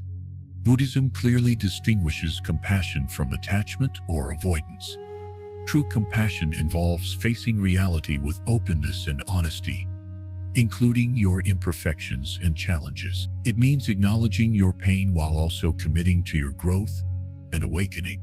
This balance prevents self-pity or complacency, and instead fosters a courageous, proactive stance toward life. Focusing on yourself with compassion empowers you to set boundaries, say no to distractions, and prioritize your well-being without guilt or shame. The practice of compassion also opens your heart to others in a more authentic way.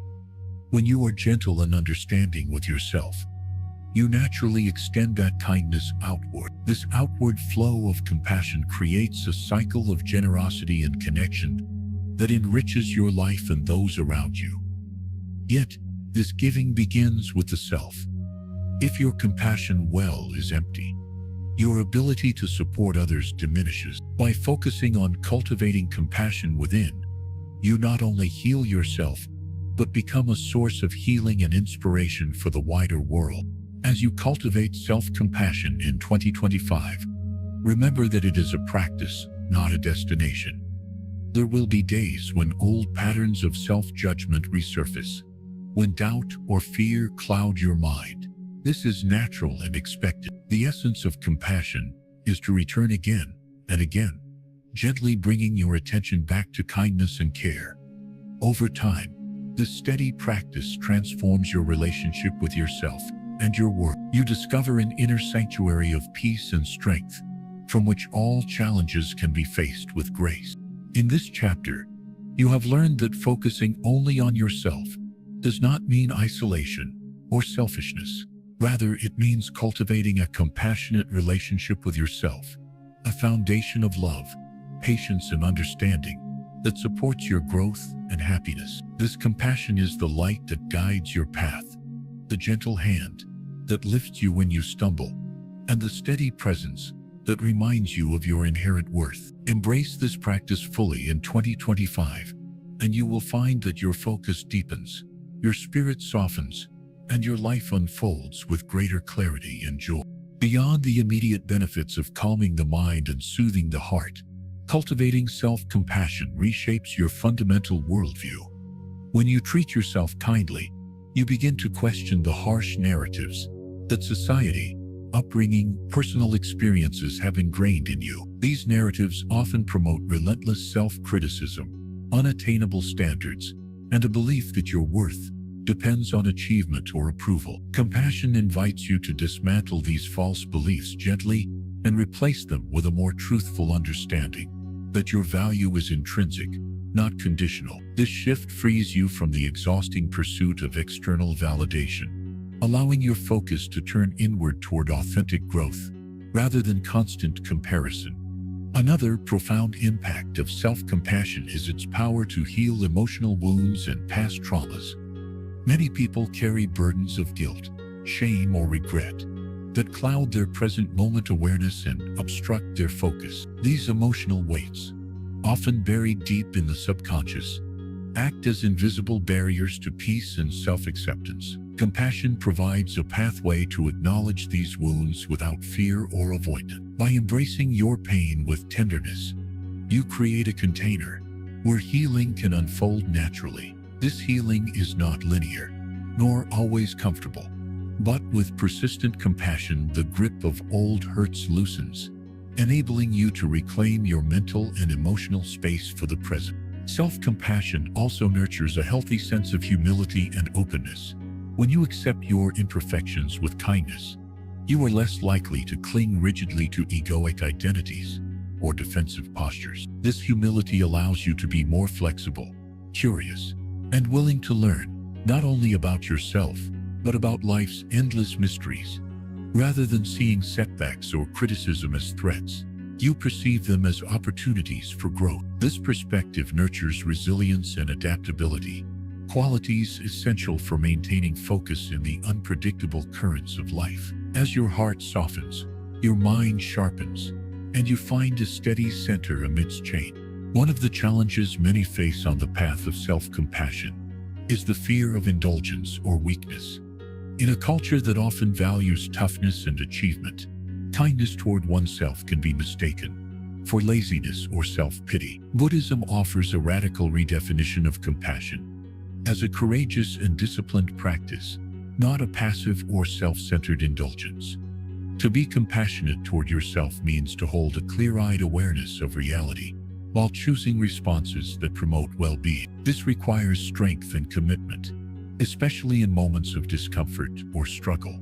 Recognizing this helps you overcome resistance and embrace self-compassion as a vital tool for genuine focus and empowerment. As self-compassion deepens, it also transforms your relationship with time, often focusing on yourself feels like a luxury or a guilty pleasure, something to fit in later, after all other responsibilities are met. Compassion challenges this scarcity mindset by honoring your present needs as legitimate and urgent. It reminds you that the quality of your life depends on the care you give yourself now, not someday in the future. This perspective encourages you to slow down, listen, and respond to your needs in the present moment. The gift of self-compassion is a renewed relationship with time, where you prioritize your well-being without guilt, creating a sustainable rhythm for focus and growth. Furthermore, self-compassion encourages you to embrace impermanence, the fundamental Buddhist truth that all things change.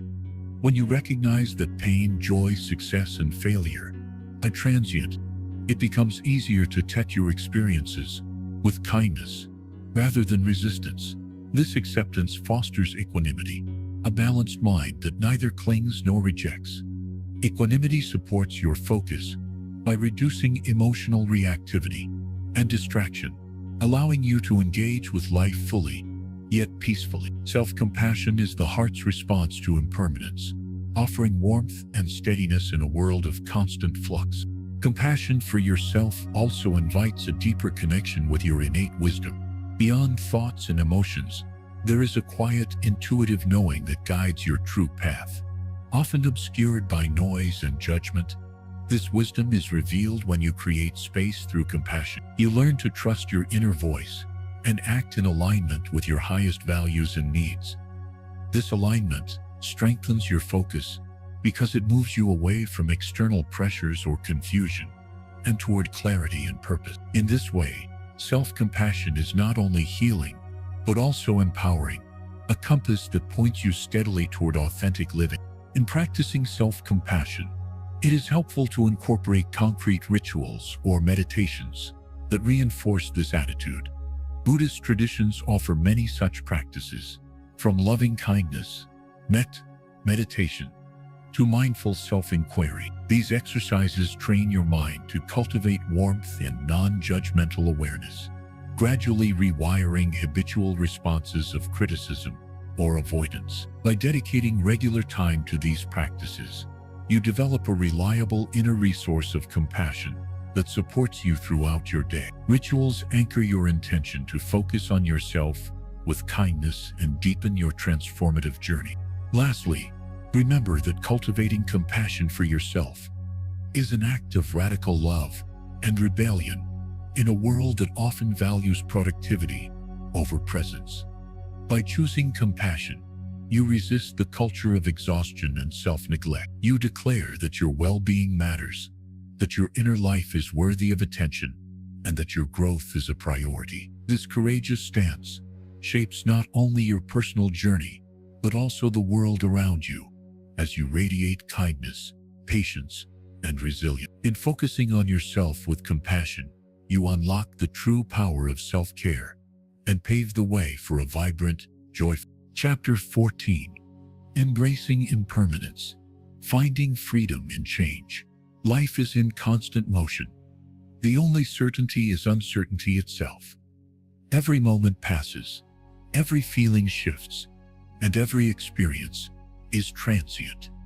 To resist this natural flow is to suffer unnecessarily. Buddhism teaches us impermanence, anicca, not as a bleak truth, but as a profound invitation to freedom. When you deeply understand and embrace impermanence, your focus no longer fractures chasing illusions of permanence.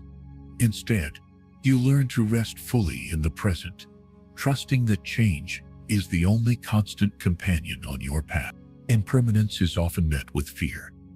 We cling to people, roles, identities, successes, and even pain, as if holding tightly to these will secure us against loss or discomfort. But this clinging only tightens the grip of suffering. Every attachment becomes a source of anxiety, because it is based on something that will inevitably shift or disappear. The Buddha's teaching is a radical challenge to this impulse, to find joy and peace, not by controlling change, but by welcoming it, to see each moment as new, unique, and unrepeatable, a precious gift that will never come again. When you start to focus only on yourself through the lens of impermanence, your relationship with your own mind and body transforms. You notice how thoughts arise and dissolve like waves on the ocean, how emotions ebb and flow like the tide. This awareness doesn't mean detachment or coldness. On the contrary, it fosters a deep tenderness, a willingness to be present with whatever arises without grasping or pushing away. You learn to witness your inner world with curiosity and acceptance, knowing that even your suffering is passing and does not define you. Embracing impermanence also rewires your sense of identity. So much of who we think we are depends on stable markers, our job, status, relationships, or even our physical appearance.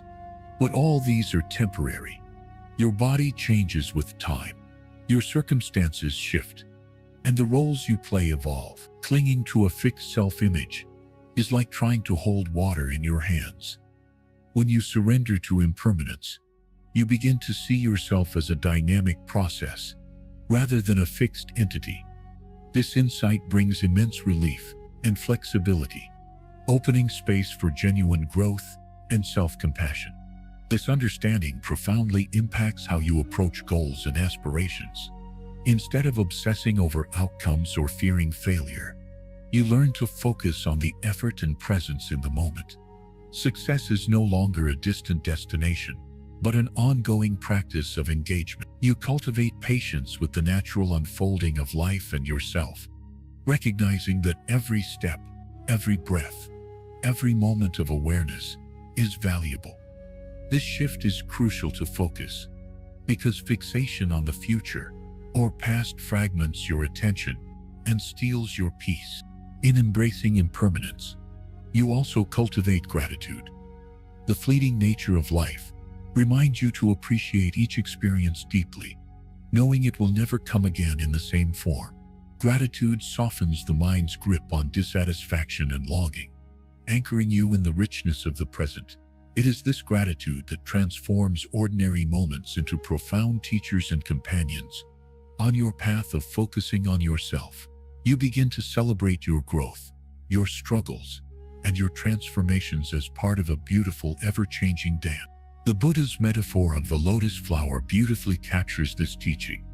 The lotus blooms magnificently above muddy waters, unaffected by the dirt beneath. Like the lotus, you learn to rise above the turbulence of change without being overwhelmed or defined by it. This requires cultivating mindfulness and compassion, watching your experiences with open eyes and a tender heart. In this way, impermanence becomes not a threat, but a source of liberation, reminding you that you are not your suffering, not your successes, not your failures. You are the awareness that witnesses it all. Understanding impermanence also invites you to embrace endings with grace. Whether it's the end of a relationship, a phase of life, or a chapter of identity, each ending opens the possibility of a new beginning. Instead of resisting or fearing loss, you welcome it as part of your journey. This willingness to let go strengthens your roots, because you are no longer distracted by clinging or denial. You live fully in the present moment, ready to meet whatever comes next with courage and openness. Finally, embracing impermanence deepens your spiritual practice by teaching you humility and surrender. There is a profound peace in recognizing that you are part of a vast, interconnected flow that transcends the small self. You learn to trust life itself, to flow with its rhythms, rather than against them. This trust does not imply passivity, but an active acceptance, a choice to engage with reality as it is, with clear eyes and an open heart. Through this practice, you find the freedom to focus entirely on yourself, not as a fixed point, but as a living, evolving present. Chapter 15. Returning home. The journey ends where it begins. After walking through these 10 lessons, after sitting with silence, embracing impermanence, trusting your inner compass, and learning to focus only on yourself, there is a quiet truth that remains. The journey you've been on is not about arriving somewhere new or becoming someone different. It is about coming back home, coming back to the heart that has always been waiting beneath the noise, the struggle, the distractions, coming back to the essence of who you truly are, whole, complete, enough. This return is not marked by grand revelations or dramatic shifts. Instead, it unfolds softly, like the dawn breaking gently over a still lake. It is a subtle unwrapping of layers, the dissolving of masks, the quieting of stories that no longer you realize that all the chasing, all the striving, all the searching was simply a way to forget that you were already here, already present, already home. In this final chapter, focus turns from technique or philosophy to simple being. Not doing, not fixing, not achieving, just being. You breathe deeply, feeling the rise and fall of your chest, the steady rhythm of your heart, the vast space inside and around you. You rest in this moment, fully and without apology. There is nothing to prove, nothing to defend, nothing to change. You are enough, exactly as you. This is the ultimate freedom. The freedom to be yourself, without judgment or resistance, to embrace your shadows and your light, your failures and your triumphs, your doubts and your certainties, to live with kindness toward yourself, knowing that you are a work in progress, and that progress itself is an illusion. You are whole, simply because you are here. Focusing on yourself is no longer an act of selfishness, but of deep compassion. You honor your needs, your boundaries, your inner wisdom, because you understand that this care radiates outward, enriching every certus, every moment of your life. When you are grounded in your own presence, you give more freely, love more openly, and live more authentically. The Buddhist path teaches that enlightenment is not a destination, but a way of living. It is the daily practice of returning home to yourself. Again and again, there will be challenges, distractions, moments of doubt, but each time you remember, each time you come back, the path becomes clearer, the silence deeper, the peace more accessible. So, as you close this audiobook, take this lesson with you. You are not separate from the world, but neither are you lost within it. You are a unique expression of life, perfectly imperfect, endlessly unfolding. Your focus on yourself is a sacred act of reclaiming your life, your joy, your freedom. It is the beginning and the end, the question and the answer. Thank you for walking this path with me. May your journey inward be gentle and bold. May you find strength in stillness, courage in change, and love in your own being. Remember, the greatest lesson of all is to come home to yourself and stay there with grace and peace. Welcome back. Conclusion. The journey beyond the journey. As we reach the close of this journey together, it is important to pause and reflect on what has been shared, experienced, and awakened within you. This audiobook was never meant to be just a collection of lessons or ideas to be memorized. It is an invitation, a gentle yet powerful call to step deeply into your own life, to focus your attention where it matters most, on yourself, not in selfishness, but in profound self-awareness, self-compassion, and authentic presence. The teachings you have heard are echoes of an ancient wisdom that has guided seekers for thousands of years. Yet they are as fresh and alive now as they were in the time of the Buddha. This wisdom speaks to the universal human experience, the restlessness of the mind, the longing for peace, the confusion of identity, and the timeless truth that true freedom lies within. It reminds you that no matter where you are or what you face, the path inward is always accessible. The stillness beneath the noise is always waiting for you. Throughout these chapters, you have been invited to meet yourself honestly and tenderly. You have been encouraged to notice the stories that shape your life, to hold your fears without running, to embrace your imperfections with meekness. You have explored the nature of silence, the impermanence of all things, the power of letting go, and the beauty of simply being. Each lesson is a stepping stone toward a deeper connection with yourself, a connection that is the foundation of all true happiness and fulfillment. But this is not a destination. This is a way of life. The practice of focusing on yourself, of coming home to your inner truth, is something you will revisit again and again. Life will continue to challenge you, to pull your attention outward, to distract you from the precious moment you inhabit. And yet, with patience and perseverance, you will find your way back to yourself, time and again, discovering in each return a new layer of peace, clarity, and love. Remember, this journey is not about perfection. It is about presence. It is about the courage to be imperfect, vulnerable, and real. It is about learning to hold all parts of yourself with open arms, the light and the shadow, the joy and the sorrow, the certainty and the doubt. In this wholehearted acceptance, you find freedom. In this freedom, you find peace. As you move forward from here, carry these lessons not as rigid rules, but as living guides, flexible, compassionate, and ever-evolving. Let them inspire you to set boundaries that protect your well-being, to nurture habits that nourish your spirit, and to cultivate a daily practice of mindful awareness. Let them remind you that your worth is inherent, that your voice matters, and that your presence in this world is a gift.